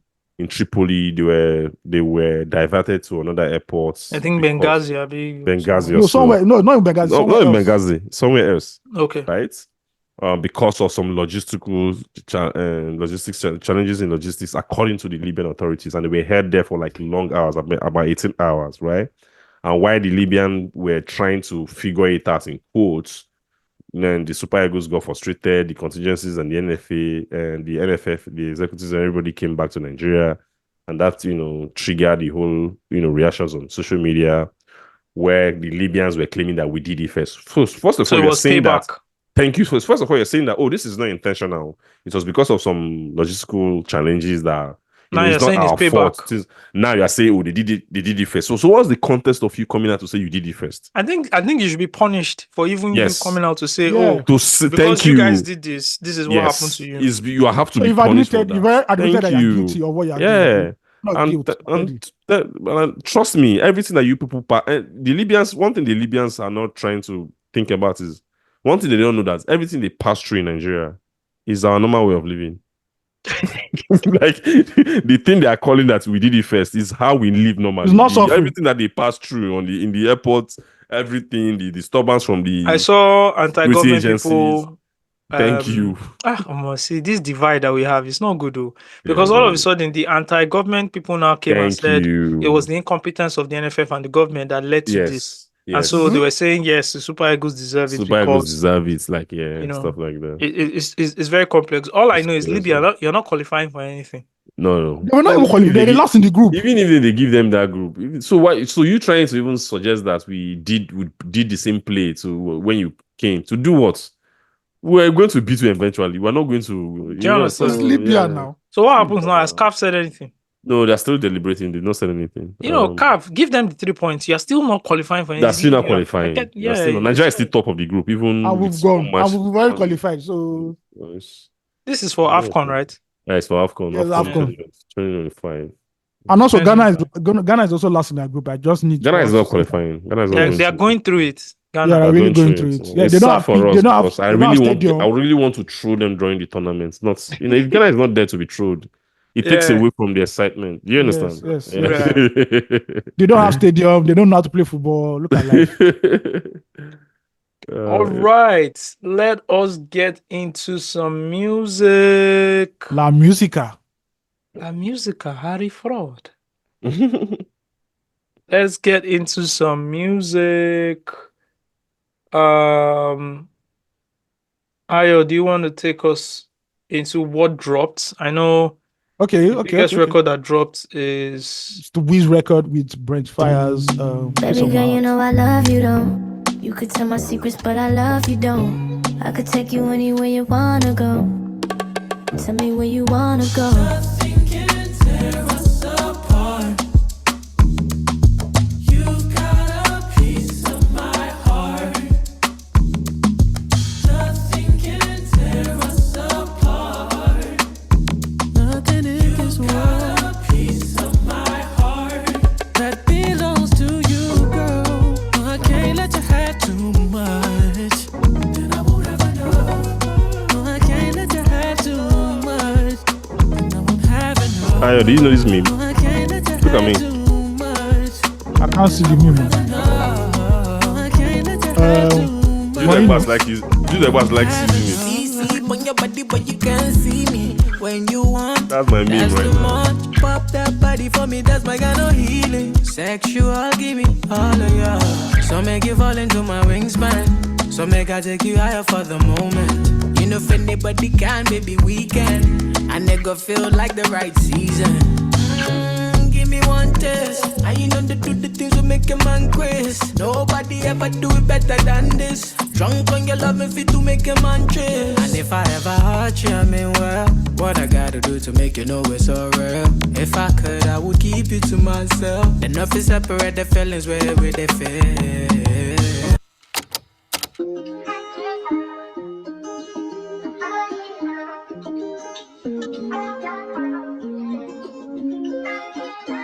She don't know what it costs to live this life. The price ain't low.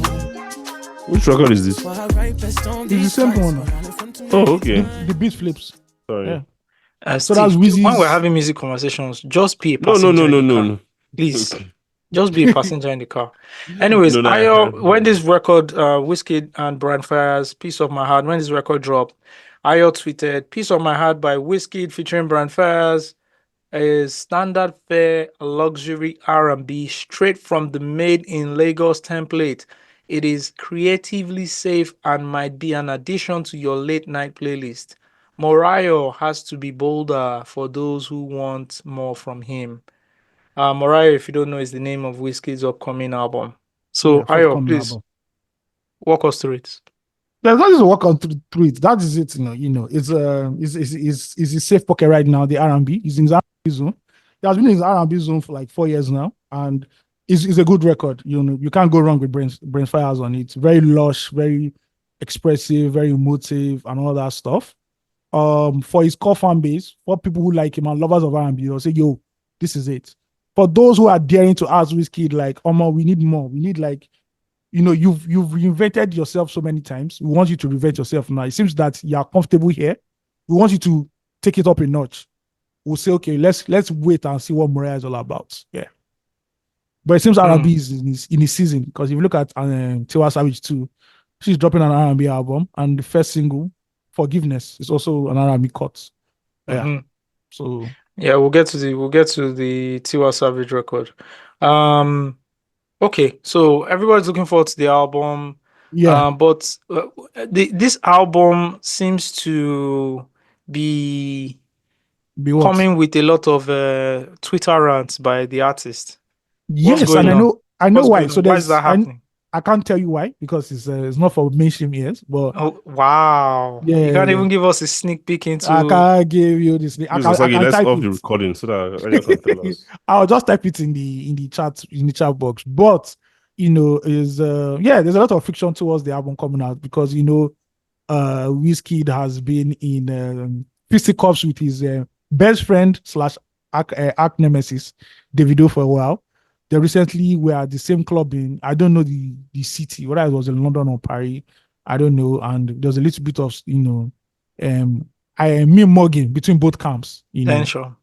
Reportedly, Wizzy left, and he told the security at the club that nobody should come out of the club for the next 20 minutes because he didn't want anybody to follow him. So, apparently, that's what I heard. Or there was a video of that anyway. And yeah, it seems like... yes, it's back. It's back to what just last year, December, we saw two of them, what's they called now? We're giving themselves hugs at an event, at a Tala event in Lagos during 30 December. And now we're approaching December, and it seems that it's all out war again between 30BG and Wizkid FC. Not surprised. Wow. What a time to be alive. This feud has been going on for over a decade? A decade now. A decade. Wow. Anyways, let us get into Tiwa Savage's new single. Forgiveness. Shout out to Tiwa Savage, by the way. Just was listening to some of our records, and she's just an amazing singer, an amazing songwriter, and amazing vocalist. This record, I don't know, man. It sounds deep. It sounds very deep. Yeah. I don't know. I don't know if it was only me. I thank God you caught that. It sounds deep. I heard it slip. I crushed you out. I started this ship ago. It's like she sat down and wrote the record after something happened. Can I tell you something? Yes. I've heard the album. You heard the album? I've heard it. How's the album? It's R&B. It's R&B too. I love it. I don't wanna fight no more. I don't wanna fight. I don't wanna fight. What are we even fighting for? I know I'm not right. I don't wanna apologize. Don't give me roses, yeah. Flowers, they die and stink up the place. Don't want material things. What I need's a little more every day. I just want forgiveness for my craziness. I just want forgiveness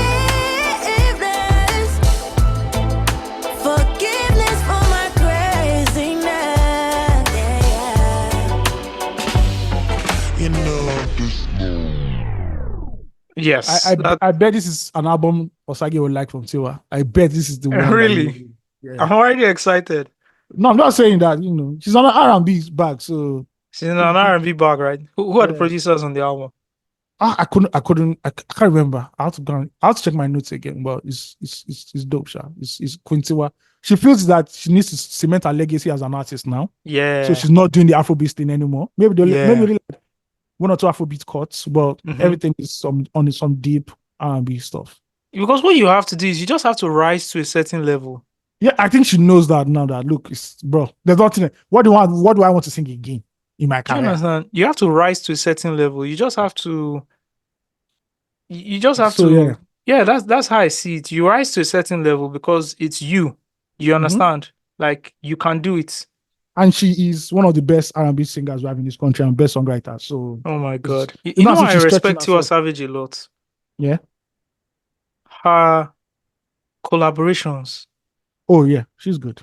She's done so many collaborations. She's done. Man, listen to this joint. From the first time that I set my eyes on you, no, this is Jam. I was stuck on you. I'm on me a cut for you. Make my body call for you, all for you. Went back inside my dream to search for you. Looking like a dream come true, cause you make my dream come true. Baby, I will stand by you, with you. Cause you are my woman, womanly. You're my baby so romantic. Oh yeah, baby, make me show them. Let's show them, you show them. Make me let the whole world know. You're my baby so romantic, yo. Ooh, she romantic, yo. So romantic, yo. She feeling like romantic, yo. So my baby so romantic, yo. Yeah, feelings that I have for you, baby boy, you know it's true. Never mind them, cause they just wanna jealous you. They just wanna be boo. Cause when you put me plus you, it's gonna be unstoppable. Baby, come on over, got a kiss for you. Waiting on you, waiting on you. You know I know what is good for you. I can make you true. She kills the record. Oh, this is Jam.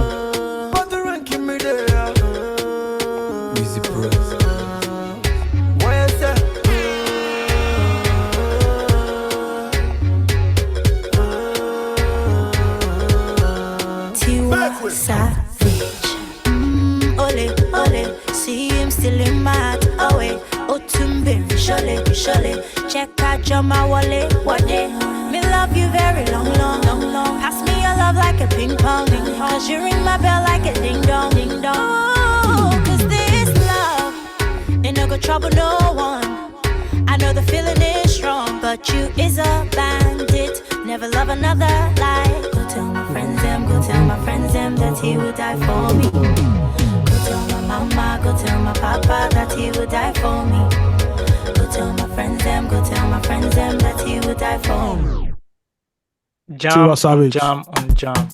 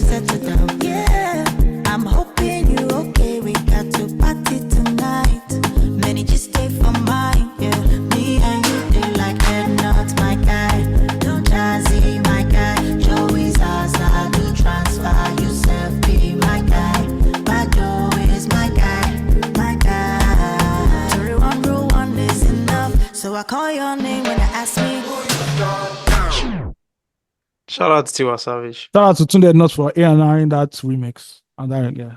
Really?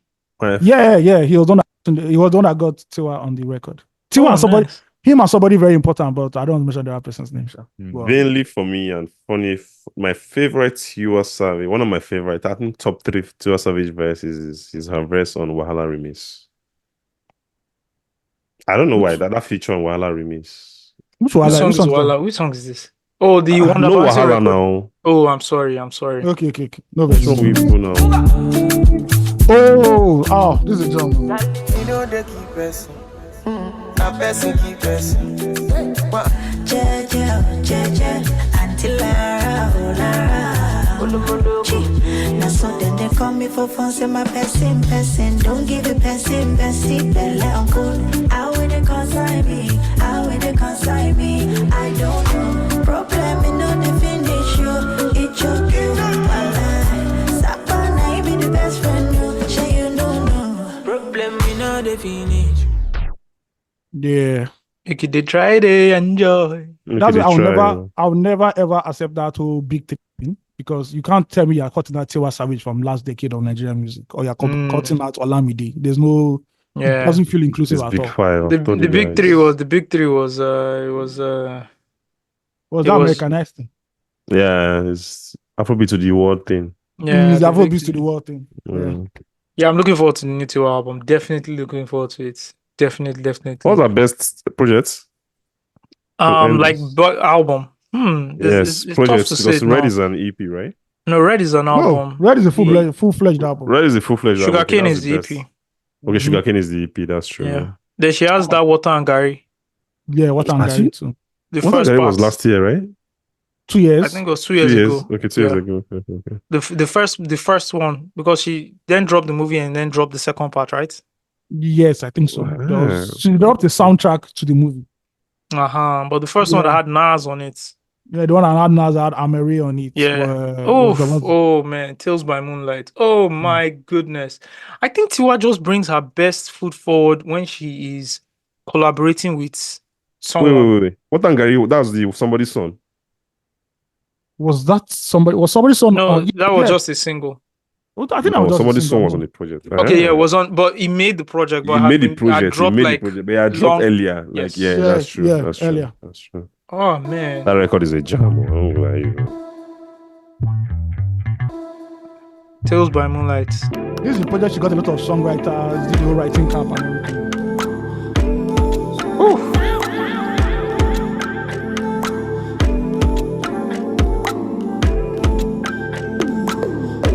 Nah, Tiwa has something that I'm sorry. Don't mess with her, man. 6'5", at your size. I've been shy, now I could look my mind. Will you show me? You've been slow, get me on my tippy toe. Can you move around this all around? Fine boy, see shine, bobo. You're all call me well I know. Fine boy, see shine, bobo. Tales by moonlight, now the kind of tea move them all. I see strong signs. I know forgive till I know it's real. Hey, Jo. Nah. That's my jam, and I love the video as well. Jamist. All right, Lil J is dropping 2 new singles, Falling and Unleashed. dropped. Sorry. He's dropped 2 singles, Falling and Unleashed, produced by P Prime and SARS. How can you put P Prime? This guy is wicked. That's the thing about Lil J. Lil J can afford the best production money can buy. So these 2 songs are mad if you actually listen to them. Yeah. Really, really good. Yeah, you guys go check it out. Lil J, Falling and Unleashed, produced by P Prime and SARS respectively. Like Lil J, I'm a very big fan of Lil J, by the way. Yeah, I like how he writes his music. I like how he delivers the music. He's very deliberate. Yeah, I like him. I love him. The new albums dropping. CK dropped his Sophomore Emotions. You guys can go check it out. And Black Bones has dropped Of Many Colors, Orange. 3 tracks. 3 tracks. Yeah, it's getting ready for an album. I think he's doing like a series, right? Yeah, I think it's going to be a series then lead up to the album. Okay, super. So new music. Let's quickly get into fan mail and so we can keep it moving. This is from Vibes Lord. Hi, Stock Giants. Hope you guys are well. My name is Olaoluwa, but my friends call me Vice Lord, and this is the first time I'm writing in. I've been thinking about how some of Nigeria stars who broke into the scene way younger and how they've had their voices noticeably change over the years, clearly due to maturity. It is fascinating when you listen to their earlier hits compared to most recent tracks. Take Olamide, for example. In Eniduro, his voice had this raw, raspy energy. Fast forward to Mori Owore, all right? And you can hear how much his tone has matured. It is deeper and more refined, a real reflection of growth over the years. Wizkid is another one. You listen to Pakromo, and there is youthful playfulness in his voice compared to IDG now, and there is richness and depth that comes with experience and time.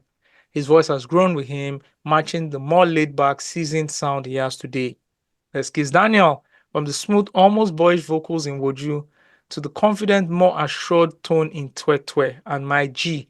His voice has really evolved alongside his music. Even Rema, who was relatively newer, shows this change. In Dumebi, his voice has this fresh, youthful charm, but in he or he, you can hear how his sound has become stronger, mature, and distinct. It's really incredible to see how these artists have developed, not only in their music and lyrics, but in their actual voice delivery as well. I would love to hear your thoughts on this topic. Thanks for the great content as always. Ayo, what do you think about that? Yeah, with time now, that voice will change now. There's even nice, his voice changed from where it was in the beginning to what it is now. I don't think it changed for the better. I'm just no, it didn't. But I think it's almost back to what it was now. There's the time that was really, really bad. I think he listened to professional advice and did something to it. It's just normal. Also, don't forget that now these artists have more access to greater engineering, vocal mixing. Yeah. So it will definitely affect that voice too. Yeah. Yeah, you just see people grow. People have just grown. Like you listen to Wizkid on Superstar, it's very different from what we just listened to now. And this is what 10, 12, 15 years of growth. Like your voice is definitely going to change. But it's like, witnessing this thing and witnessing the growth is also very interesting, Same for Olamide as well. Olamide on his second album compared to like Olamide even on Happy DM. Yeah. Entirely different. The speed, the energy, the approach. And you can tell they are also speaking from like what they've gone through in life. I think somebody that not maybe vocal, but like just a physical appearance, right? Where you see like a almost a 180 change for me is Asake.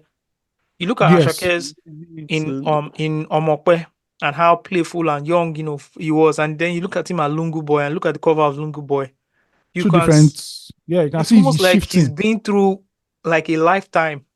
Bro, in those 2 years is a lifetime. Yeah, 2022, 2024, bro. Yeah, it's been like a lifetime for him. Honestly, the way he looks now, the way he even moves, the way he talks, is very different. He's gone through a lot, but his own seems very much accelerated compared to like the other guys. Yeah. Talking about Shake, you guys have been unfair to Lungu Boy. That boy, man. How have we been on? How have we been? Not you, you, not you. You and I on the same page. Zayo, bro. I was speaking to Ade Ayo, and the consensus is that the album that people were even unfair to, but now people have said, okay, we see the vision in what the guy is doing. Walk of Art. It's Rema. No, it's Walk of Art. Well, I mean, yeah. So Lungu Boy is Lungu Boy now. But I actually love this record.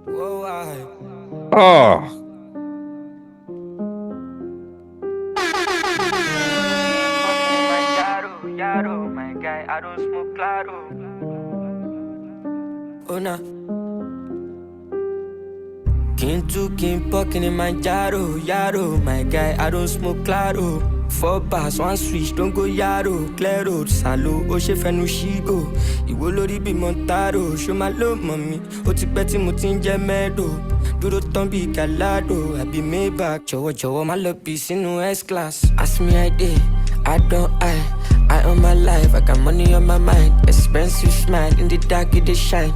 Me right now, but I'm more kind of. Money God level, yeah. Boss every year. Many wanna see me fall, I stay elevate. Energy day, delibe. Only la wako te back bucket day. Some of them no feel relate to, because my glory carry weight to. You will support, I appreciate to. Una no go spoiled by his grace, so worldwide, you don't go, Mr. Money worldwide, you don't go, worldwide, you don't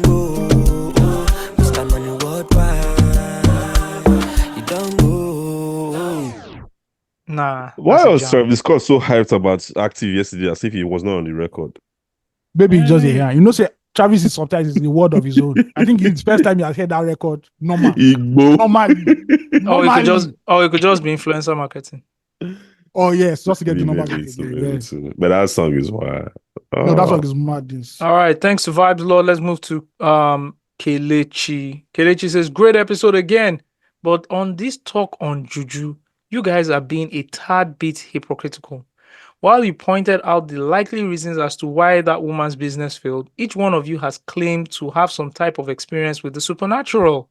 Ayo once told the story of how his dad and his friends met a young lady one evening, and one of them tried chatting to her. They escorted the young lady to what they thought was her house, and one of them listen to us. and one of them made plans to see her the following day. The next day, he got to the same venue. The different girl came to the gate and led him to a burial ground with a gravestone that had the name of the girl he met before. Have you thought of the more likely chance that the girl was not interested, gave a fake name maybe, and connived with one of her sister cousins to pull the stone to ensure that the gentleman caller does not return? And bear in mind that it is not unusual for a family compound to have a grave or two in them. Osagie, you once told a story about a fight about to break out, and a guy threw the shirt off took off his shirt and threw it in the air, and he hung there. I heard many variations of this, but I'm yet to see it happen. But since you have, answer a few questions for me. What color was the shirt? How long did it hang? While it was in the air, how was it draped? Steve, I don't remember any particular stories from you, but you have expressed your belief in this too. I think it is interesting as a pod that you like to tout your belief in data and evidence, yet you do not adjust your priors on the topic of juju.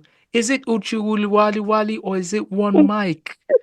Juju is not real. All I have to respond to that is okay. Well, it's fine. Like, it's okay. Okay. It's not a big deal. Okay. Why would I argue with you? I don't see jazz twice, but if you believe that and it works for you, fine. It's okay. Fine. Yeah, it's okay.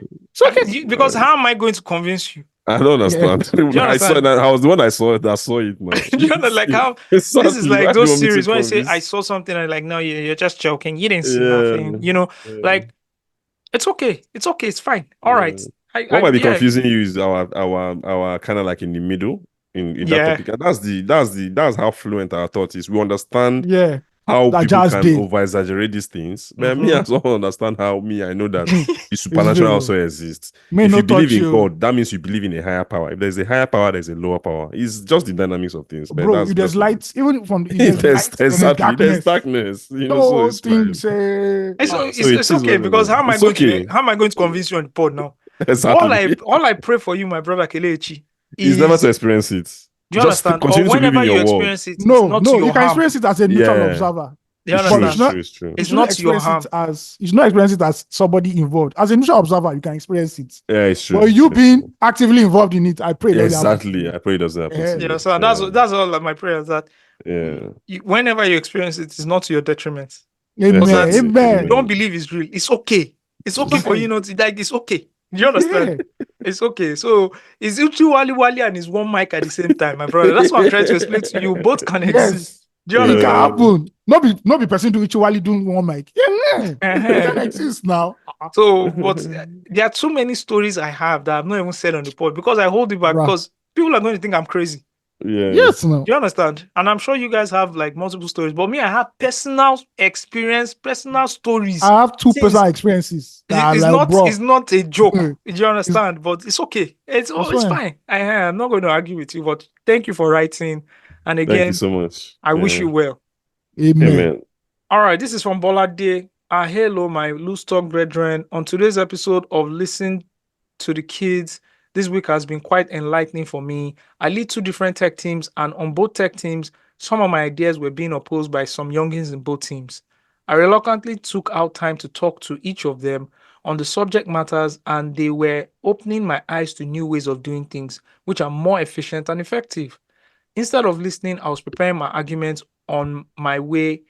Preparing my arguments on my way was tried, tested, and trusted and better. And suddenly, I heard you guys' voice in my head saying, listen to the kids.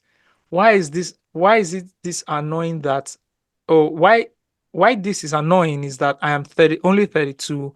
How the things change so fast. Around, I Bro, say the view, I used sneak to up ask on your myself this ass. thing. We were once the kids, so we came in with the energy, the Yeah, ideas, we were yeah. busting. Oh, my Listen to brother, the that's kids, our man. life. Listen to That's the why kids, two fam. things you can't tie your integrity and your life on: money and youth, because they come and go. They come and go. Yeah.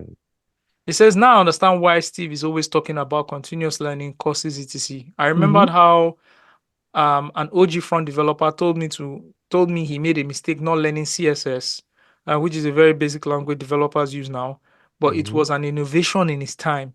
Now it's about 10 years in, and I'm feeling like that OG. Anyways, Yeah. now I'm committed to learning from my guys instead of just of insisting on my tried and trusted methods. I'm sure blending both will be the sweet spot for reliable innovation. Have a great week, guys. Thanks for the consistency on the pod. Exactly. You use Yeah. your OG experience, you learn the new thing, you use your OG experience to use the new thing to be better. Because you have the Yes. superpower already, which is Yes. experience. You can't Yes. buy experience. You can't gain Yes. you gain Yeah. experience by going through the years, going through the time. And that's why you have Yes. oversight. And that's why the young guys, once you learn how they can do it, you become the OG again because Yeah. you Yes. can do it, but you do it on a better level, On a better level. It's The true. better It's true. skill. It's you know. true. So shout out to you and shout out to, applying those skills and just, Shout out to you, man. your Shout out to emotional you. intelligence as well. That was good. And someone who's not using his ego to lead is very, Oh very my God, important. you go Yeah, far. you go far. It's very You go far. important. Yeah. All right, we've got an Ask the Giants. Let's do it. Yeah, are you guys excited? Of course. Let's go. All Let's right. go. Hey, it's Chosen again. This might be a long one, but hey, how are y'all doing? I really enjoy listening to every Monday, Tuesday from Osag's passionate rant about the state of Nigeria, Steve's sarcastic commentary sometimes, na vibes, hashtag na vibes, and Ayo's music history and overall knowledge. It's really amazing. I also caught up on all the episodes of A Music in Time, Osag's. I beg, do fast and release more. I dey use Ayo and Osag's music history knowledge to dey whine all my friends for here because I dey discuss Paul play with them and Tony Tetwila album, and I'm just Kawa. 21. All right. Anyways, last week you guys So were as talking about Osagi's commercial manager, I'm putting that podcast behind the paywall from next week. Yes. Come getting free knowledge. Go ahead. Anyways, last week you were all talking about how millennials stopped posting on Instagram, and I went through Steve Dade's page, and Steve na big man who see all the people on his page from Iwobi to Fernando Torres, Finidi, For news listeners, Steve needs to give us backstories on his sporting reporting career. Your reporting career is not backstory, Steve. Wow. We just said this now. Like we're no longer the kids anymore. I'm not listening to the kids. Fuck up kids. This is too much. Anyways, yeah, so please give us backstory on your sporting reporting career. And I beg, we need that sports podcast. Also, those horrible but authentic selfies need to come back.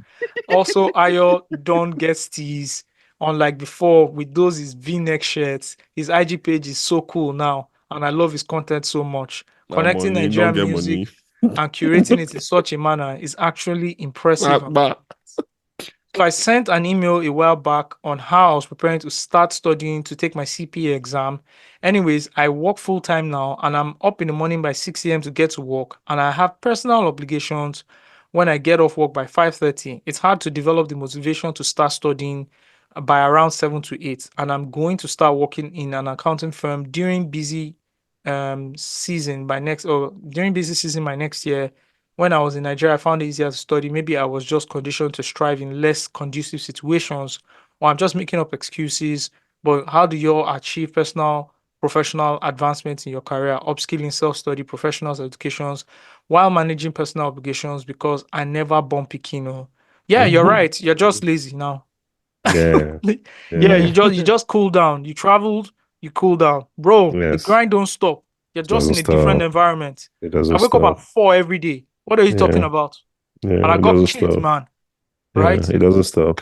You can't stop. You're 21 right now. What? He's 21, man. You're in Come on, perfect man. advantage. Don't give me that excuse. Bro, Don't 21 give is like So it's Don't give me that like you, excuse now. it's like you running on cocaine. I was struggling with courses. I was struggling with courses one time. Osagie said, pay for one. Mainly I paid I paid from my card and Yes. the debit landed on my I saw it as it doesn't stop. You know where you're coming from. Do you want to go back there? Go What's and wrong? get What the fuck is wrong with a you? large bottle of coffee and Yes. inject yourself with enough caffeine. Set up a routine. And set up, simple, so that of your course, life like will I be think like he already that. has a routine because he's saying, Yeah, you know, that's true. by 7 to 8. If you think 7 to 8, you're tired, my brother. When you get back from work, Sleep. Yes, crash it sleep out. immediately. Wake up Don't- at 11. Wake Thank up at you. 12. Do They 12 don't to grind. 3. Do Or 12 do to 12 2. 12 to 2. 2 12 hours. to 2 hours. All you need sleep is again. consistency. You don't need a long period of 2 time. hours a day, 2 hours every day is better than 4 hours or That's 5 14 hours hours in a week. Yes. Yeah. It's too See, that's 2 hours every day. You don't know what it is until you accumulate it. Yeah. That you doing crash studying of and today. when I mean was 8 2 hours, I mean 2 hours. It's not 10 Don't minutes. pick up you your phone, scroll don't on your listen to phone. loose No, talk. I don't do that. Like I leave my Like phone lock and in. lock Bro, do you know that in. if you read for 15 minutes 4 times a day, You are going good. to finish a book in Yes. in 4 days. Bro, Wow. you remember I posted a book this morning on the group chat yesterday morning. Remember when I was saying, You were reading that, yeah. Bro, I finished it before the Premier League started. So, you know why? Because I was locked. Because I said I would lock in. Yeah. The thing is, let me tell you, sometimes what leads to our mismanagement, we not having time to do the important things is because we are mismanaging time. You are You are mismanaging going time, on actually. Instagram and you are scrolling and it's 2 hours already. Doom scrolling. Thank you. If you curtail those things and just like super focus. Also, another thing you can do, log in your times. Open an Excel sheet, start logging in the times, create a chart of it. Go to YouTube, you know how to create a chart, visualize it. You start to see, day on day, okay, I'm doing 2 hours. Oh, this week I didn't do 14, I did 12. This week I need to do 14. Oh, I did 14, I think I can do 16. So you know where there's deficit, you know where there's surplus, and just balance everything like that. You have to log in yourself, log it in. Please. 21. Right, you must do that certification. You must get it to. No time. The earlier the better. 21. That's a superpower. Yeah. Then you go to that's your timer. Yeah, that's so your I'll just timer. the timer. So once you done the delay, I look and say, this beans, man, you know go the born. So I have to go home immediately. So when I get home, it's just to fry the sauce and lunch is ready. You have to be strategic. You know, strategic don't burn your landlord house, but be strategic. If you burn your landlord house and your own. Now you know now. Now you know for the insurance paper, you can't put there say you dey boil beans. Insurance paper for Nigeria. No, people they insure their house for Nigeria now. That's true. I did one, but when I scam, I don't know because they said I should do property insurance now. One woman in church, she came. I filled the form, I paid. I didn't need it to know if it was scam or not. But we thank God. There's nothing take exactly. Yeah. So please, insurance is also very important to insure things, right? Insure your home. Some of you've bought the biggest iPhone, the most expensive iPhone, and you've not insured your home, your own house. Biggest TV. Yeah. Some of you don't have some. Don't let me go into a rant. Some of you don't have medical insurance. Your parents don't have medical insurance, and you are still, you spend the money in the right places. There you know that if there's any issue, you are good. You are good. Put your parents on insurance. They don't. So when they go to the hospital, they don't need to drop ₦1. Yep. Put them on the silver plan. Put them put them on the silver plan or go plan. That's better. It's better than buying going to the club to spend money. Or even buying some things for them that they don't need. Yeah. Do you understand? Let them be mad at you that on their birthday you didn't buy them anything worthwhile, but you got their medical insurance for them. That is what. It's true. Yeah. Do you understand? How much is silver plan on AXA Mansard? Maybe like 100K. Gold plan is like 280K. If it's too much, Wella Health is there too. Oh my God. I know you people in Lagos. Now they spend past 100K on the Friday night. Yes. You understand? Yes. Then after that, you're a big boy, that you live in Lekki or wherever, get life insurance so that those high-speed chases you do from one club to the other, if you die, your family will still be there. When we used to cover events for Impulse, like every Friday, accidents, that's the rock. See that road when they say roundabout, it's short. 2 or 3 every day. Yeah. And guess what? They don't have comprehensive car insurance. They don't have. It's third party they have. It's the third party. That one they do when you are registering car. That's 2,300. It's 5K now. It's 5K. It don't cost. No verse. It don't cost. No verse. You understand? I was using Leadway insurance for my cars, and guess what? They bashed my car. I didn't pay a dime. They will wire me the money in 2-3 days. Dangote truck hit me one time. Gave me 40K. So and the 40K was free money because I you had insurance. I used my insurance to repair it. That's insurance fraud. That's insurance you use 40K jollof. Insurance fraud. I don't understand. No, insurance fraud is when. When did you claim the 40K from Dangote when you had insurance? They gave me instantly. The police they gave me 40K. I gave police 5K. I gave the guy that. You said the story before, yes. The guy that gave us the code, the parameter that came, the boss to give us the quote, instant quote. You gave him 5K. I gave him 5K, so I took. So now 30K, ritual. Why you out of that money? Nothing reach my side, and me that story. You tell me that story that day. So me when I hear that story that day, nothing reach my side. You're not there physically. You're not there physically. Now I will see, not be here. We're here. Yeah. Now wow. Anyways, guys, go and have a fantastic day. Go and have a fantastic week. And we'll see you guys next week. All right, man. Peace out.